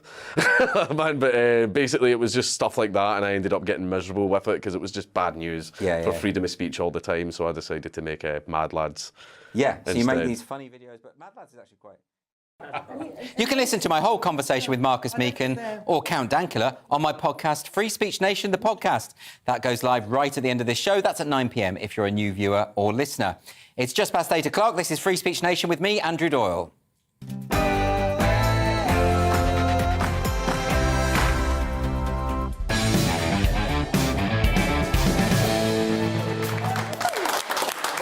So the second televised Conservative leadership debate finished a short time ago. 5 Tory MPs are still in contention to become Prime Minister. Joining me now to discuss how the debate went is Tory MP Aaron Bell, who is supporting Tom Tugendhat. Aaron Bell, thanks very much for joining me today. Thanks, Andrew. Nice to be on. Could you tell us a little bit about why you are supporting your candidate, Tom Tugendhat? I think what we really need, this country needs, is a clean start. Tom didn't serve under Boris Johnson. This evening's debate, we heard an awful lot of squabbling between cabinet ministers about what was said around the cabinet table. And what we need is to move on from that. We need a clean start. And Tom didn't rise to that this evening. Tom, he really wants to bring the party back together. Under his leadership, we'll have a 10-year economic plan. We're going to immediately take 10 pence off fuel duty. And he offers the country a clean start. He offers leadership, integrity and conviction. And that's what we need in our politicians. I obviously didn't see the debate tonight because I was hosting this show, but I did see the Channel 4 debate the other night, and he came across incredibly well. And I think most people would agree that he's clearly a very strong candidate. But at the same time, he is at number 5 at the moment, isn't he? And likely to fall out of the race very soon. Or do you think there's still a chance? I think there's still a chance. That debate on Friday, he clearly won the debate. He won with the audience at home. He won with voters in the country. He won with Conservative voters. And over the weekend, those of us who support Tom, and that's people, leavers like myself, people who voted Remain, we've all been out getting phone calls from our colleagues saying, didn't Tom do well? I'm really considering backing him on Monday. Now, you're right, Andrew, it's a big ask because we're quite a bit behind from the last round of voting. But Tom's done himself a lot of good on Friday and tonight, and he's done the party a lot of good as well. And realistically, when you look at the polling, Tom is the only candidate who's in the position to beat Keir Starmer at the next election. And fundamentally, as Conservatives, that's what we all want. So a lot of people watching will be thinking, well, we've got these candidates now, but the 2 front runners are far ahead. And to what extent does it matter what the public think at this point? Isn't it all at the moment just about getting the MPs on side? Well, we need to get the MPs on side to get Tom through the competition, of course. But realistically, we should always worry about what the public think, Andrew, because fundamentally, we're accountable to the public and eventually the public will have their say in a general election. So I think we need to be thinking about what the public want to hear from their politicians. And I think the public want a clean start. We've had very difficult times with Partygate, with Patterson, and eventually what just brought the Prime Minister down with Chris Pincher. Tom wasn't involved in any of that. Tom's been chairing the Foreign Affairs Committee. He's been right about China. He's been right about Russia. And he's also got a very sound economic policy, which I think will address the cost of living crisis that we're living through. So for a clean start, we ought to be persuading our MP colleagues to vote for Tom Tugendhat. That's what I've been doing all weekend. That's what my colleagues have been doing. And I think the polling that came out of the debates will lend credibility to our attempts to get him over the line tomorrow. Aaron Bell, thank you very much for joining me tonight. Cheers, Andrew. And we will have a lot more on the Tory leadership debate a little later this hour. Let's get a few more questions now that have been emailed in by our viewers and listeners. The first one here from David. And David asks, does the current hot weather represent a national emergency? Right, well, I mean, you absolutely would have thought so from some of the coverage we've seen. The Met Office issued its first ever red weather warning for parts of England. Temperature's going to go over the 40-degree mark. But it was the media outlets. Some of them have called it a national heatwave emergency. There was a front cover of The Guardian talking about how everyone's going to die, basically. So, Julia, isn't it a bit... Aren't we panicking? There are countries that go hotter than that. Well, I mean, it's depending how you see it. It's a red emergency. So I rushed out and bought myself a red costume because, I've got to be beach ready. But I think, actually, it's nonsense. When I was a kid, I don't know, some of you might remember this, it was such a hot summer that the ground split, it cracked. And it was really, really hot. But we still had sports day. We didn't die. And we probably didn't drink as much water back in those days because we didn't know that was right. We didn't have any sunscreen. because that wasn't a thing, was it? Because if it was, then we would have used it on the vampires a lot long, because now they come out in daylight. But yeah, so I don't think it's an emergency as such, but it's just like, yes, be careful. But we go on holidays. Like to really sunny places. Really hot places. So we know how to look after ourselves then. This is the thing about it. I'm not being flippant about people dying of sunstroke or whatever, because, of course, that can happen and it's horrible. But people die of everything. I mean, I read an article about someone who died because he stood under a church and the gargoyle fell on him. Right? So we do have to accept. We're not going to have a moral panic about churches now. Was that an act of God? Well, I would have thought so, absolutely, yeah. But, yeah, it does feel that this is being whipped into hysteria by newspapers and also by the same people who want to push the net zero, low carbon. Well, I was going to ask you why. Like, I couldn't work out why there's this panic mongering, but you think it's because of that? You think? Yeah, absolutely. And ironically, hot weather actually is a lot less bad for you than cold weather. The British Medical Journal did a study. They studied 74 million people in loads, a huge study across all these different countries, and found that cold weather kills 20 times as many people as hot weather. So far, I mean, I'm not denying that climate change is changing the climate, and it's having ramifications in terms of extreme weather patterns and unusual weather patterns. But so far, it's likely that it's actually saved lives, and also, having more carbon dioxide in the atmosphere means that crops grow faster. Can't we just have more, I don't know, just accommodate the heat? Like really humongous bras and big pants with the ice kind of packs, ice packs in a bra. Why has nobody invented this? Well, you just have. You should go on Dragon's Den with that. Somebody painted this and get this made. Right, Sajila's icy bra. Icy bra and pants. I mean, it would sell. It would sell. Let's move on now to a question from Jake. Jake has written in, should 3-year-olds be read stories by drag queens? So this story keeps going on, and this is very surprising because, a couple of years ago, there were a couple of drag queen artists who were doing story time for children, but it wasn't a big thing, and now it seems to be everywhere. So this is about Sab Samuel, who's a male children's author who set up Drag Queen Story Hour UK, and planning to put on 70 events across Britain in the summer. And the claim here is that this is about teaching inclusivity and provides fun and interactive story shows for children. Lots of parents are worried that the drag style is inappropriate for kids. Sajila, what do you think? Right, I'm going to say something that you'll probably be quite surprised by, which is I don't have a problem with this. I don't. And the reason is because, that age group, they go and watch Panto, where they see, the Ugly Sisters, the stepmother in drag, and then the other way where you've got, Buttons, who's played by a female. So I don't think it's a massive thing. They're just reading stories. They're not shaking their... they're not showing how everything's struck away, are they? But if it was like Widow Twankey reading them a story, I think that wouldn't be a problem. But my experience of drag, and I really like a lot of drag performance, and my experience of it in the past that I've seen, is it's been very sexualised. Like part of the whole point of it is that it's crude and sexualised and it's about drugs. Maybe it's just the type of drag shows I was seeing. But I don't think they're going to say, once upon a time, kids. I don't think they're going to... Well, maybe. Leo, what do you think? Are they? I mean, that was quite interesting what Sajila did there. I would actually go and see that. What do you think? Well, I think it's vital that drag queens go into primary schools and tell stories to kids, because if they don't, how are they going to convince the children that they're transgender and need to transition? We've got a whole industry built in this country out of providing puberty blockers, hormones, and do you think that's what this is about? You want those people to be out of work?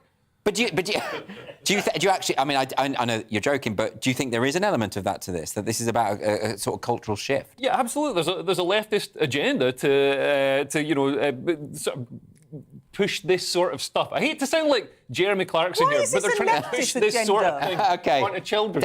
Down with it. Ban this filth. Down with this sort of thing. It's a leftist agenda when everything is something you don't like. It's also a righty thing as well, No, it's not. Because what's interesting? What's interesting was the Drag Queen Story Hour. They're pushing out 70 shows in the UK. And they've been, obviously, a lot of parents are angry, and they've been block booking the tickets so the shows can't go ahead. And what Drag Queen Story Hour have said is that unnamed neo-Nazi groups are doing this. It's not unnamed neo-Nazi groups, it's Mumsnet. Yeah.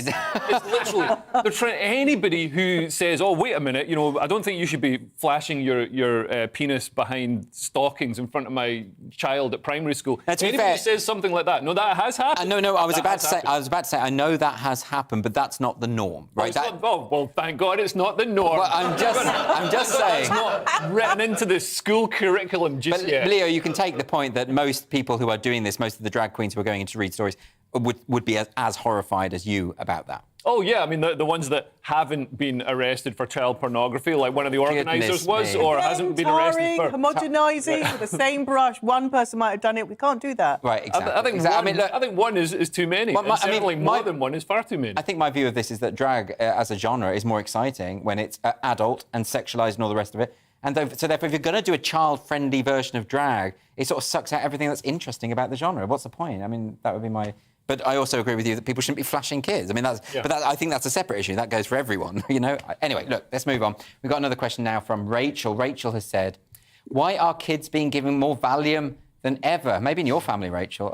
No, actually, this is actually happening. So children are being prescribed record levels of anti-anxiety drugs, such as Valium. And the number of children has gone up by 57% over the past 4 years and increased sharply since the beginning of the pandemic. Now, this is a weird one because I always associate with Valium, I don't know why, with sort of women in the late middle-aged who drink a bottle of Pinot Grigio over lunchtime. Yeah, usually the mum's net. They are at the school playground, mums. So I didn't even know that it was a thing that Valium is prescribed to children. And also, why are 3-year-olds depressed? This is really disgusting and quite disturbing because, like, children, they're medicating children rather than addressing what the problems are. And, obviously, depression has risen, anxieties has risen within our young. Obviously, the pandemic's not really helped. But you can't just say, right, you know what? OK, so you're feeling a bit blue. Here's some drugs. Yeah, isn't it just that children, like all human beings, are sometimes a bit sad? Yeah. Like, do children really get plunged into depression? And this is the existential crises? I don't think so. The modern world, there's a leftist agenda. No, the modern world, we're continually trying to remove anything that's, any sort of anxiety or any minor slight or microaggression or anything like that. And to be honest, you're supposed to feel anxious sometimes. Kids are supposed to feel anxious. Anxiety is your body's way of telling you, hey, maybe don't, jump off that bridge. It could be dangerous. Maybe don't put your pronouns in that email signature. You could look like an idiot. Steve, everybody knows what your pronouns are because you're a man. But, anxiety is something we all feel in social situations, but also in certain situations, and it's healthy. Also sadness. Isn't there an over-diagnostic culture, ultimately, that, I think, obviously depression is real and people suffer from it greatly and it ruins lives. But I think perhaps we are treating just people being a bit upset as the same thing. I actually, I shouldn't say specifics, but when I worked at a school, one child had been diagnosed with PTSD because of something very, very simple. Served in the Gulf. No, exactly.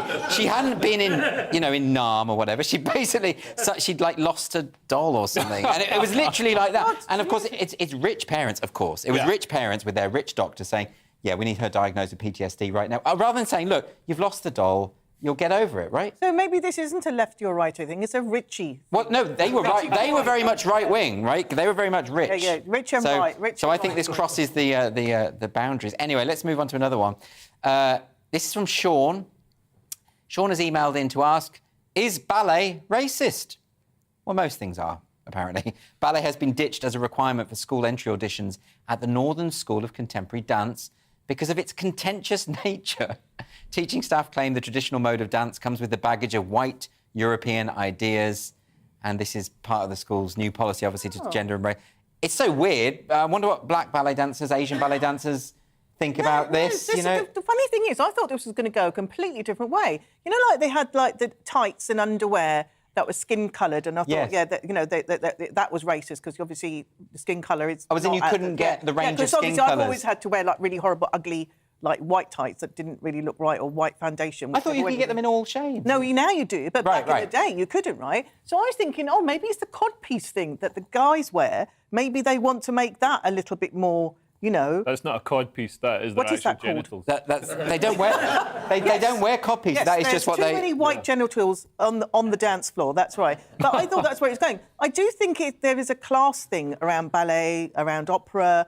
that it's not necessarily accessible to everybody. Well, that's because it's so expensive. Yeah, and also, as I think Asian people just have other, especially immigrants, when they've just come to this country, they don't really spending their money in the ballet. Why should ballet or any kind of art form that comes from a specific place be problematised just because that's where it happens to come from? This assumption that because something comes from, a white culture, it's automatically bad. This rush to decolonise, they call it decolonising the curriculum, when what they mean is erasing white history from the curriculum. Are they doing this in Japan with no theatre, for instance? No, of course they're not. Are they saying this is problematic because it's a Japanese cultural thing from a majority Japanese country? No, they're not, and I don't understand why they're doing here. And for somebody to go in and be the run a conservatoire or a dance school and to say we're going to remove ballet because it's got. Wait until she finds out about Morris dancing. Wow, yeah. That is creepy. That is ultra creepy, right? What, Morris dancing? Yeah, Morris dancing. But I do think just make it more accessible to everybody. Just like Bhangra dancing, Bollywood culture. Make that accessible. So it's going to be fun for all of us. But it is accessible. I mean, anyone can take a ballet course. Yeah. This is what I don't understand. There is no racial segregation. There aren't people turning people away because. Well, I think you should put your money where your mouth is. Me and Leo would like to do some ballet lessons as part of the the GBNews crew. I'll show you how to do a changement later on. Yeah, let's do it. Okay, after the break on Free Speech Nation, we're going to get more analysis of tonight's Tory leadership debate. We'll be back in 2 minutes.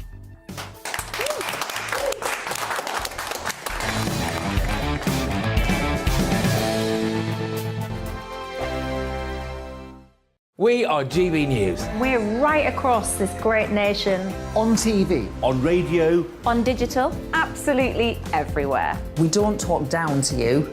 We embrace all voices with honest and civilised conversation. We are not part of the establishment. We're one of you. And we're only getting started.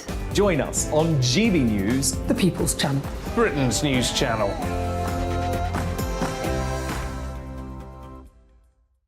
Hi there, it's Stephen and Anne. At breakfast from 6 a.m, you'll always be caught up with everything you need to know, the latest headlines, opinions and debates. We'll bring you the good news and the bad, but most of all, we're here for you. Remember, send in your views and let us know what you would like us to talk about. That's because we're your news channel. And every morning at 6 a.m, it's breakfast on GB News. My name's Tom Harwood and join me 9:30 a.m. every weekday for The Briefing, your one-stop shop for everything you need to know about what's going on in politics today. I wonder if this is a deal that might need to be like the biscuits in this factory, twice baked. Is there not an opportunity here to win out against the extremes? Tom Harwood, GB News. What are you going to do about it? Things should have been done differently, and they certainly are being done differently. Don't miss it. The Briefing with me, Tom Harwood, 9:30 Monday to Friday on GB News. Where would you like to go? Just take me to the studio, please, Matt. You know where you're going. I've got a show to do. Friday Night Feast on GB News, 7 p.m. And it's like nothing you've ever seen before. We take a different angle on the week's biggest news stories. The viewers and listeners set me some absolutely mad challenges to do. We tried to rehome a rescue dog. And yes, there's some other wacky stuff in there as well. I feel like I could take on the world. Well, that's that. Friday Night Feast with me, Patrick Christie's, every Friday, 7 till 9 p.m. on GB News. Be there.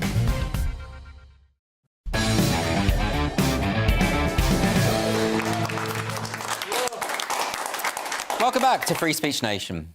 Just like the weather, the race to become Prime Minister is hotting up. The 5 MPs still in with a chance of replacing Boris Johnson took part in their second leadership debate a little earlier this evening. The campaign hasn't just seen a focus on the candidates' policies, there's also been plenty of Tory infighting. To look back on the debate and focus on some of the key issues in this leadership race, I'm joined now by Culver Ranger, who is a former advisor to Boris Johnson. Culver, thanks very much for joining me. Good evening, Andrew. And as a former advisor to Boris Johnson, you must have been very interested in the Channel 4 debate when Krishnan Guru-Murphy asked the question, can Boris Johnson be trusted? The only one who said no, in fact, was Tom Tugendhat outright. Do you feel that the way in which Boris was dispatched casts a sort of shadow over the Tory party and over these proceedings generally? No, look, the Prime Minister, as he still is, Boris Johnson, someone I worked with closely when he was Mayor of London, has had to leave the scene because people had stopped listening. There was too much noise around him personally. There were too many issues that were clouding the political climate. He wanted to get on with the job, focus on the challenges that the country faces, obviously COVID, the cost of living crisis, Ukraine, all these things that we understand. But there was just too much distraction around him.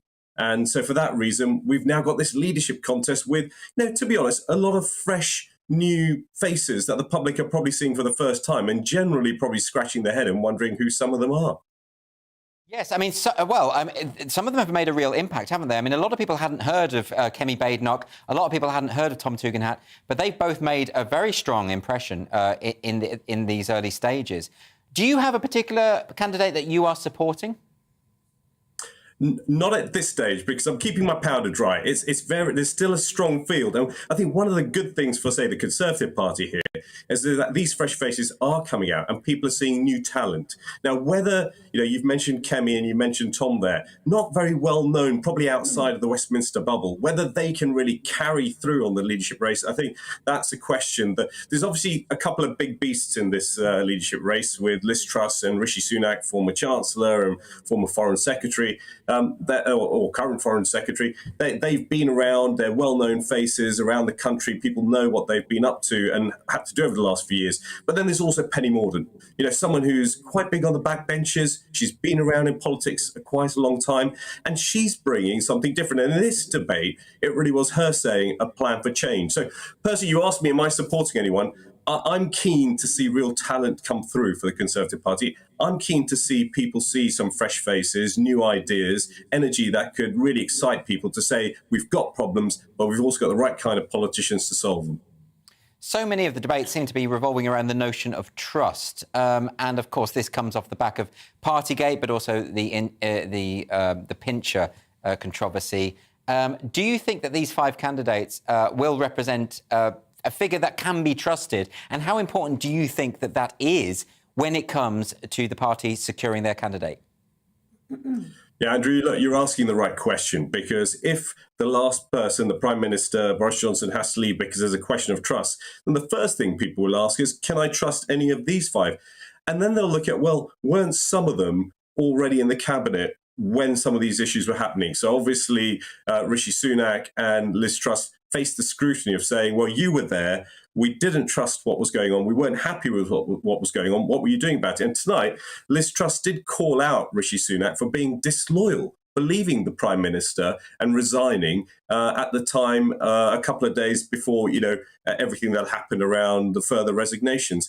And I think she said she needed to stick to her job, stick to the things that she had to do for the country as Foreign Secretary. So there's a kind of staying at your post and also, showing your own principles by resigning. Now, I think the membership, when it comes down to it, and fellow MPs are making their decision on those characters. But it's interesting how the other two, and really tonight, Andrew, it felt like an all-out attack on Rishi Sunak.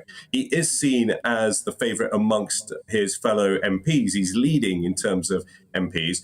But each one of the candidates did have their one question, and most of them went for Rishi Sunak about whether he's done enough for cost of living, whether he's did enough when all these COVID loans that seem to not get repaid. Why didn't he scrutinise the policy further? His background, his immense wealth was brought into focus again. So a number of assaults on Rishi Sunak to see if he could be tested on some of these issues and questions around him. It's really interesting you say that they're all going after Rishi Sunak at the moment, because he is the legacy candidate, isn't he? And like you say, there are these this sense in which he is tied to the previous government. But then, I just spoke to Aaron Bell earlier today, and he was talking about how he was supporting Tom Tugendhat because he represents a clean break. I think he used the phrase a number of times, a clean start. We've had Kemi Badenoch, who's coming up again and again as very high in the polls amongst the party generally, not necessarily the MPs. So would it be better for the MPs at this stage to try a clean break, to go for one of these candidates that seems to be resonating with the general public, but isn't one of the front runners currently? I think it's a good question, Andrew. I think the challenge here for both Kemi and Tom, and I think it came across in this debate, the ITV debate that's just finished, they looked like they didn't have the experience.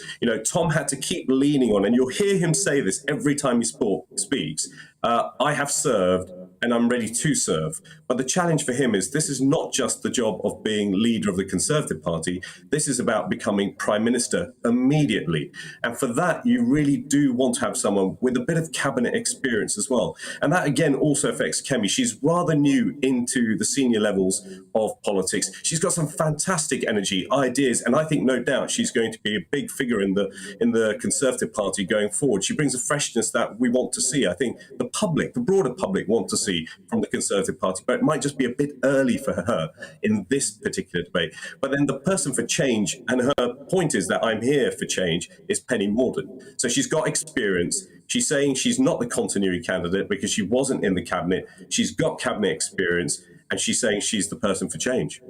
But then with Penny Mordaunt, there's been the question over her views on gender self-identification, which a lot of people have accused her now of sort of reneging on views that she expressed earlier. In fact, Kemi Badenoch sort of made that explicit in that first debate.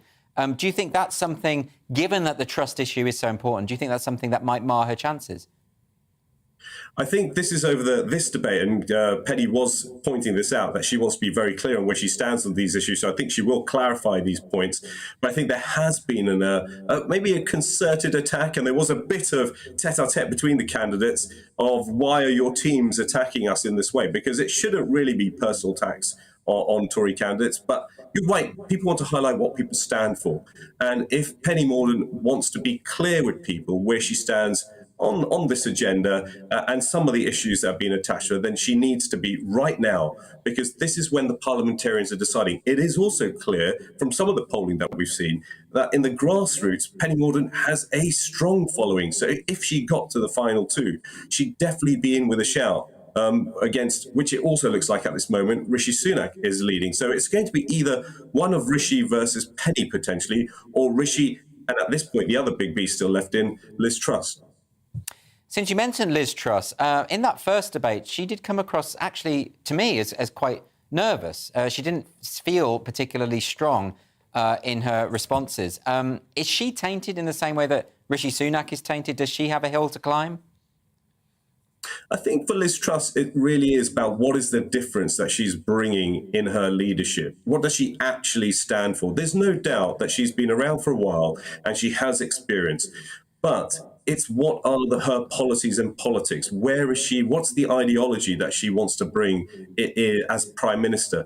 I think the point about presentation, she actually tackled that today, saying she's not the most slick in presenting. And to be honest, in her final points in a summary, she was actually reading it. It did look slightly uncomfortable. So I think people will be taking that on board, because in modern day politics, as you know, Andrew, a lot of it is presentation.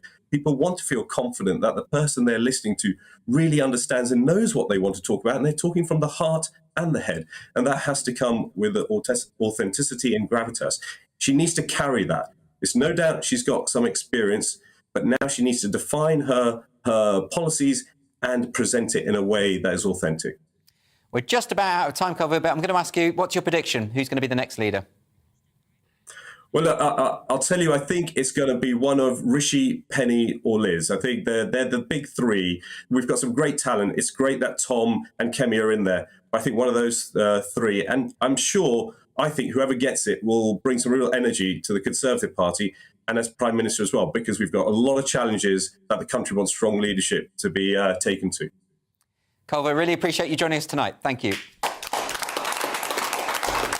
After the break, we'll get more on the Tory leadership race as we can focus on where the candidates stand on the culture war. See you shortly.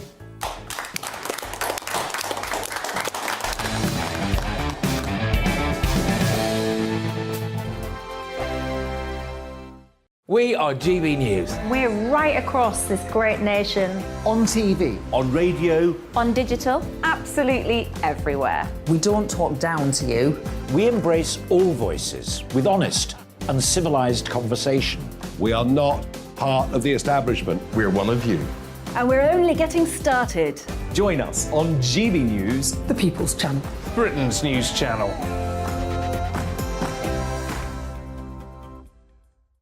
Hi there, it's Stephen and Anne.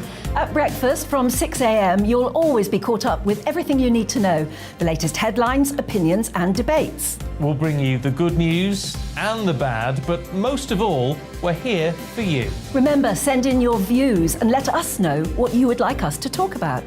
That's because we're your news channel. And every morning at 6 a.m, it's breakfast on GB News. My name's Tom Harwood and join me 9:30 a.m. every weekday for The Briefing, your one-stop shop for everything you need to know about what's going on in politics today. I wonder if this is a deal that might need to be like the biscuits in this factory, twice baked. Is there not an opportunity here to win out against the extremes? Tom Harwood, GB News. What are you going to do about it? Things should have been done differently, and they certainly are being done differently. Don't miss it. The Briefing with me, Tom Harwood, 9:30 Monday to Friday on GB News. Where would you like to go? Just take me to the studio, please, mate. You know where you're going. I've got a show to do. Friday Night Feast on GB News, 7 p.m. And it's like nothing you've ever seen before. We take a different angle on the week's biggest news stories. The viewers and listeners set me some absolutely mad challenges to do. We tried to rehome a rescue dog. And yes, there's some other wacky stuff in there as well. I feel like I could take on the world. Well, that's that. Friday Night Feast with me, Patrick Christie's, every Friday, 7 till 9 p.m. on GB News. Be there.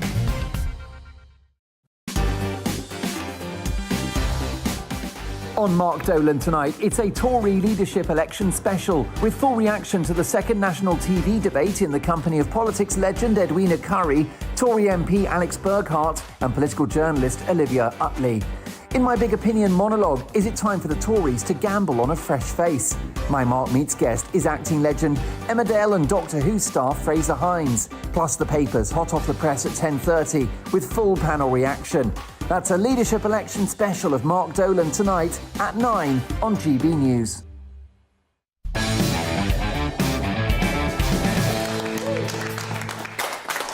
Welcome back to Free Speech Nation. The UK will have a new Prime Minister on September the 6th. During the Tory leadership campaign, there's been lots of talk about tax cuts and other policies, but where do the candidates stand when it comes to the culture war?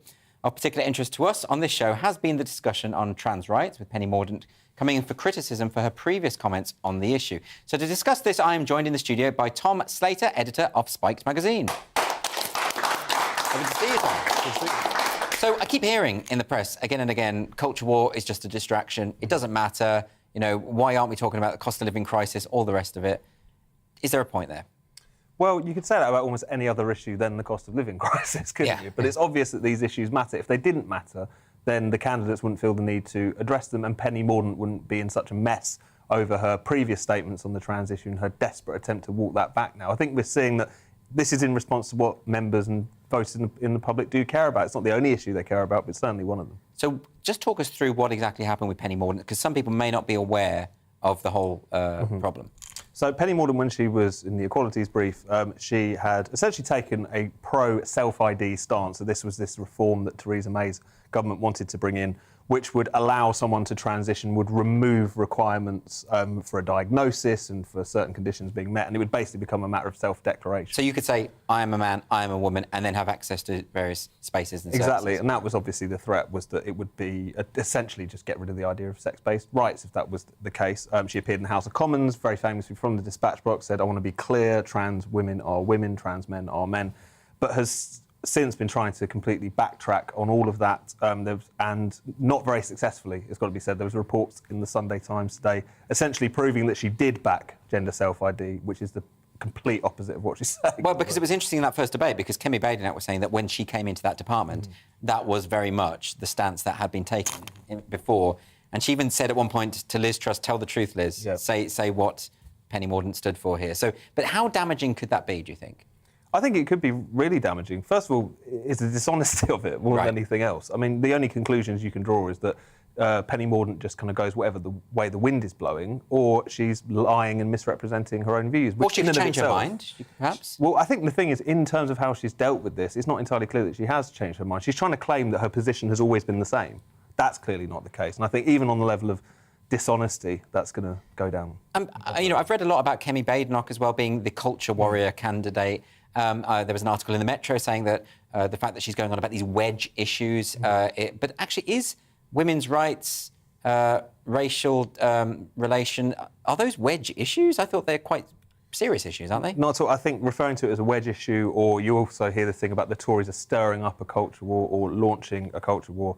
I think it tries to trivialise what, as you were suggesting, they're really important things. You know, free speech, quite important. Freedom of speech, sex-based rights, how we see ourselves as a society. I mean, one of the things that Kemi Badenoch has very articulately pushed back against is this new racial politics, is this idea that, again, colour of the skin matters much more than content of the character, that essentially we're a society riven with racism and therefore we should all be quite suspicious of one another. That's a really damaging narrative to be out there. So to suggest that the people who are hearing all of these quite extreme, to my mind, views and saying, I'm not sure about that, are the ones who are trying to weaponise these issues or start a culture war, gets things completely the wrong way around. Yeah, I mean, that's interesting. It's people effectively responding to the culture war, not starting the culture war. Because that feels almost like a rhetorical trick. Yeah. Because it means that if you have anything to say about the culture war, you will be dismissed as a culture warrior. Yeah, I mean, we've all seen this play out time and time again. It says, we're going to teach 5-year-olds that they've got white privilege, you know, we're going to let people in possession of a penis change next to 12-year-old girls at the swimming pool. And anyone who says, hang on a minute, they're the one who's launching a culture war. We see this time and time again.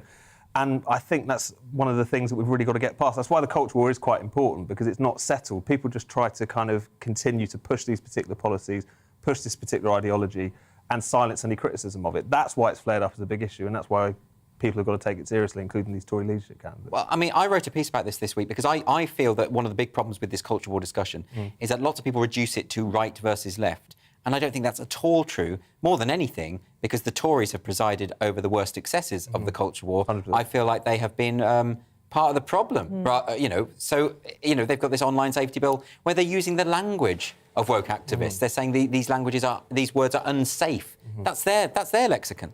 That's 100% right. I mean, also, if you think about the gender wars, that was really sparked by this attempted reform to the Gender Recognition Act around self-ID.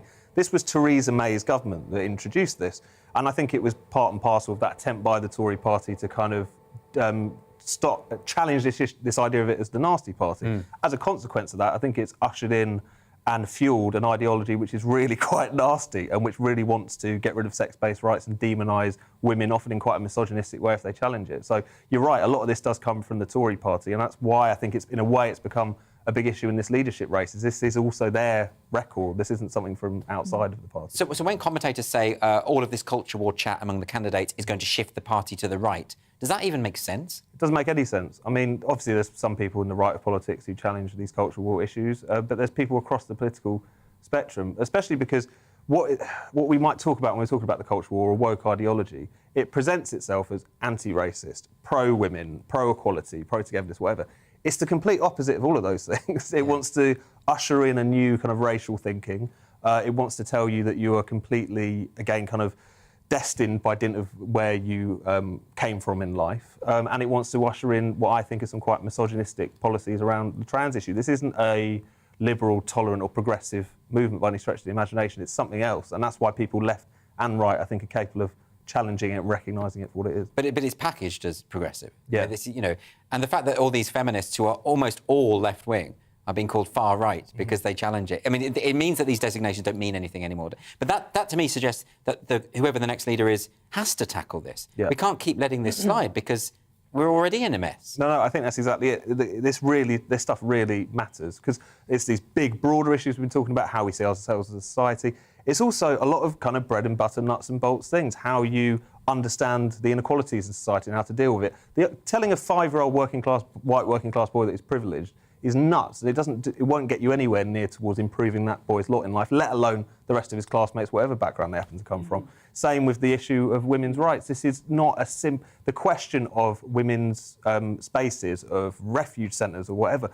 This is not some academic debate that people are having. It has a really serious, tangible impact, and that's why we need to push back this ideology, which is essentially allowing all of these terrible things that happen in my For all the Conservative talk of a war on woke, they never really waged one. And is it not a bit of a worry that the four running candidates here, Rishi Sunak, Liz Truss, Penny Mordaunt, you know, they're not the ones talking about this stuff. It's Kemi Badenoch mostly talking about this stuff. Should that be a worry to us? Will they ever wake up to the fact that this is something they have to address sooner or later? I think unless Kemi Badenoch wins this leadership election or has a particularly prominent place in the next government, which could well be a consequence of doing so well, I would worry that wouldn't be the case, or at least that wouldn't set a kind of tone going forward. Not that it's only down to one person to fight this, but I think what we saw with the last government, Boris Johnson is by no means a politically correct man. He is not someone who... He recognises that a lot of the people who support him is pushing back against a lot of this kind of metropolitan liberal froth, however you might want to call it, and yet he himself was completely incapable of tackling this other than on an occasional sort of rhetorical level. When push came to shove, he couldn't really do it. His point about women's rights towards the end of his tenure, didn't he? But that was not the norm. It wasn't at all. And, you know, you'd also hear him coming out with very odd things from time to time, you know, oddly woke statements from time to time, but not because I thought he really believed in that stuff, because he felt he had to curry favour with that layer of society. But this is much more about... I think the other thing is that people like Boris Johnson, or people just in Tory politics in general, sometimes they're interested in the culture war, but only because they really want to kind of own the libs. They just want to kind of like point out how ridiculous these people are being. It's much more serious than that. So you can't just like kind of cackle at it from the sidelines, nor can you shy away from it. But I think a lot of the people in this leadership debate would rather it just went away, and it's not going to go away. Well, that's the question, isn't it? If you just ignore it, it doesn't go away. I mean, even if you try and do something about it, you know, when you have the High Court's saying that the recording of non-crime hate incidents is in fact unlawful, and Priti Patel is saying to the College of Policing it's unlawful, they still carry on. They don't care. So clearly it's going to take quite a tough leader to deal with the quangos and the various people who are perpetuating this stuff. And the civil service. I mean, that was one thing that Kemi Bay not mentioned the other day, which was when very late in the day of the last government, in her brief, she brought forward this measure that would essentially make sure that there were sex-based different toilets, essentially, in public buildings, and that civil servants pushed back and said, we're not sure that this is appropriate language. I mean, this sort of thing is just throughout the whole kind of system. And that's particularly worrying the civil service. If the machinery of government is like this, is against free speech, is against the idea of acknowledging truth, where you know, it doesn't matter if it's Tories or Labour in power, you're still going to get the same stuff. Exactly, and that's why you have to take it very seriously, and that's why I think also people have to go on the offensive in relation to this stuff. I'm not saying going around trying to upset people by being as provocative as possible, but what I mean is taking on this ideology head on, trying to actually take it apart, trying to recognise where it is exerting kind of anti-democratic influence and trying to tackle that, because otherwise it will just inevitably slowly flow through our institutions, because this is the sort of thing that a lot of people in that kind of professional managerial class just naturally believe. So unless you push back on it, it will just become the orthodoxy, despite the fact it's such a small amount of people in the grand scheme of things who believe in all this stuff. Tom Slater, thank you very much indeed. Thank you. And we'll be bringing you lots more on this evening's leadership debate from 9 o'clock, right here on GB News. But every week, this is the part of the show where we turn to the world of social media. And first up, I want to play you a video that's gone a bit viral from the United States, where Senator Josh Hawley is accused of being transphobic by Professor Kara Bridges in a discussion about who can become pregnant. Let's have a look. Saying that I'm opening up people to violence by asking whether or not women are the folks who can have pregnancies? So I want to note that 1 out of 5 transgender persons have attempted suicide.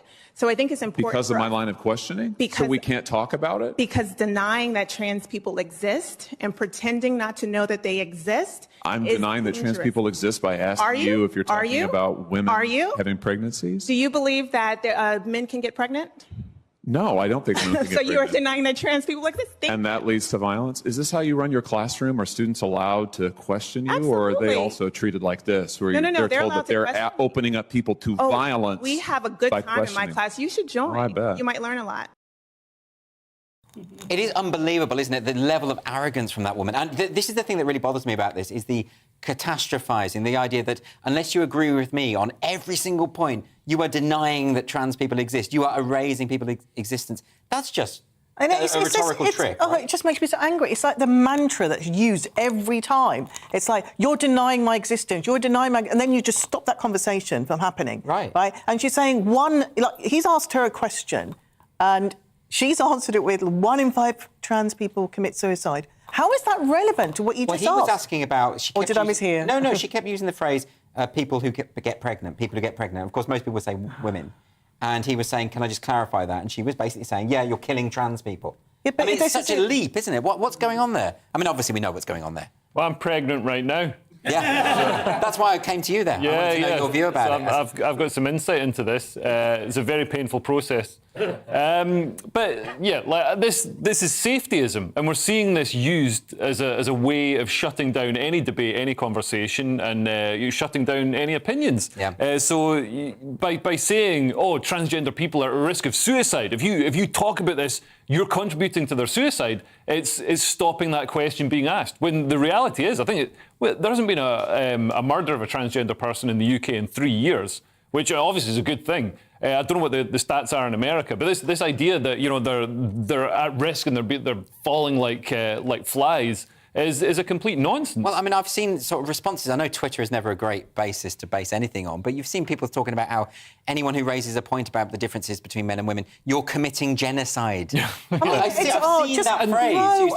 And then the same people who will say, oh, you're committing genocide against transgender people will turn and look the other way while there's actual murders of trafficked and abused children in Telford. It's absolutely disgusting. I don't was understand. going to say, will turn their backs on any other crime like racism, like homophobia. They will not support anything else. And I know that Chappelle got a lot of stick, but what he said was right. It's like, we need people like that, activists like that. Black people need activists like that, like trans activists, to fight that fight, because I've never seen this level of like, literally, I would be fearful to be around that group of people, because if I had an opinion that was different to theirs, and that is not normal. There are so many people sending rape threats and death threats to anyone who acknowledges biological reality. And like you say, a lot of the activists are not acknowledging that. They're turning a blind eye to that.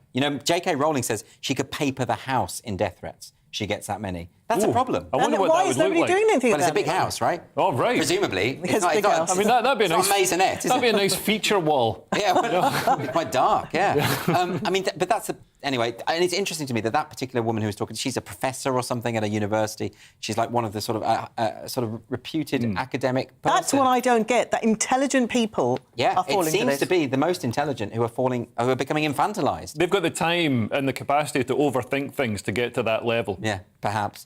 Anyway, this is another one now. This is from a video from a TikTok creator who has an interesting theory about how to solve racism. If you're a white liberal leftist or consider yourself to be a white ally, I have a challenge for you. Don't create any more content on TikTok until September 22nd. And honestly, you deserve a break, because every day is a white person day and y'all must be exhausted. So while you sit back, listen, learn, and truly decenter yourself, Black, Indigenous, and other people of color, we got it from here. Please, though, continue to like, comment, and share our content, because y'all are always talking about how you want to support us and create equity.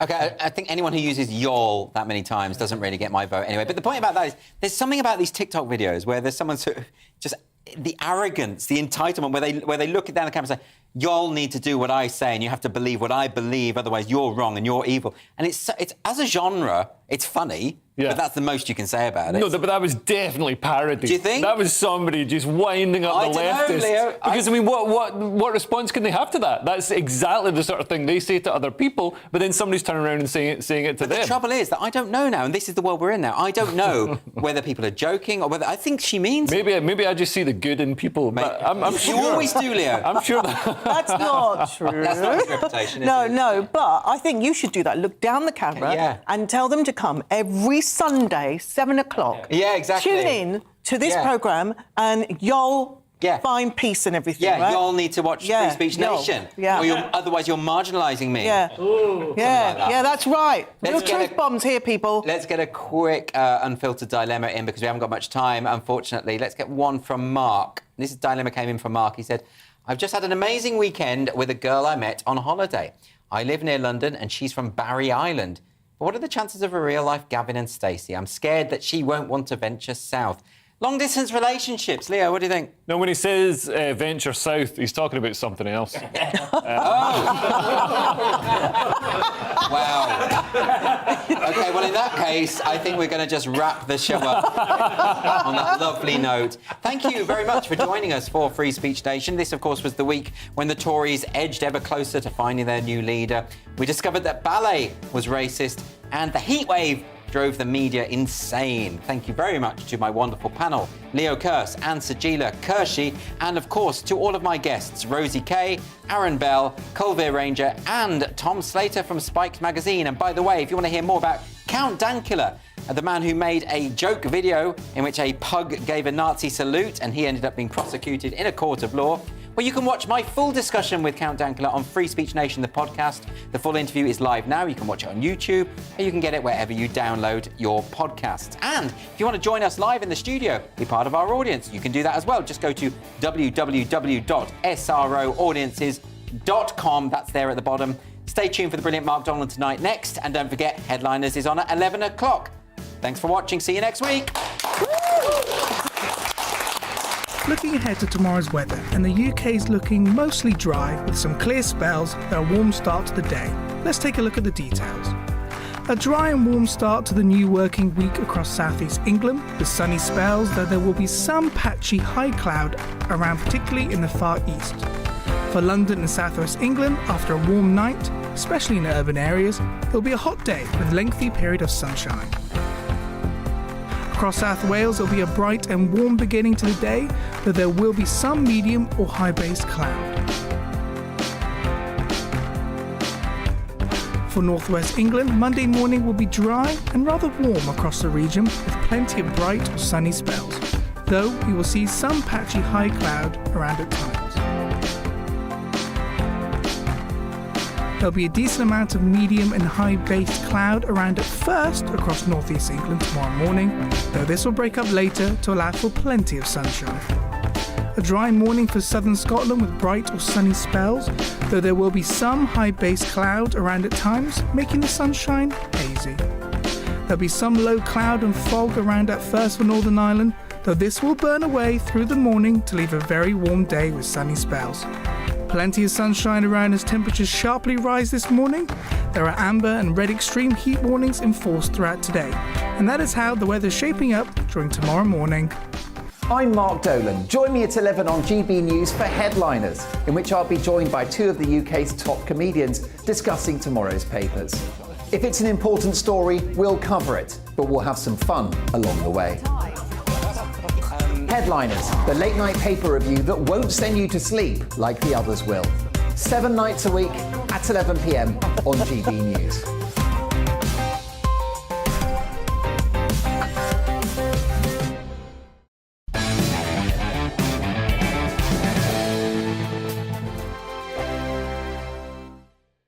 We are GB News. We're right across this great nation. On TV. On radio. On digital. Absolutely everywhere. We don't talk down to you. We embrace all voices with honest,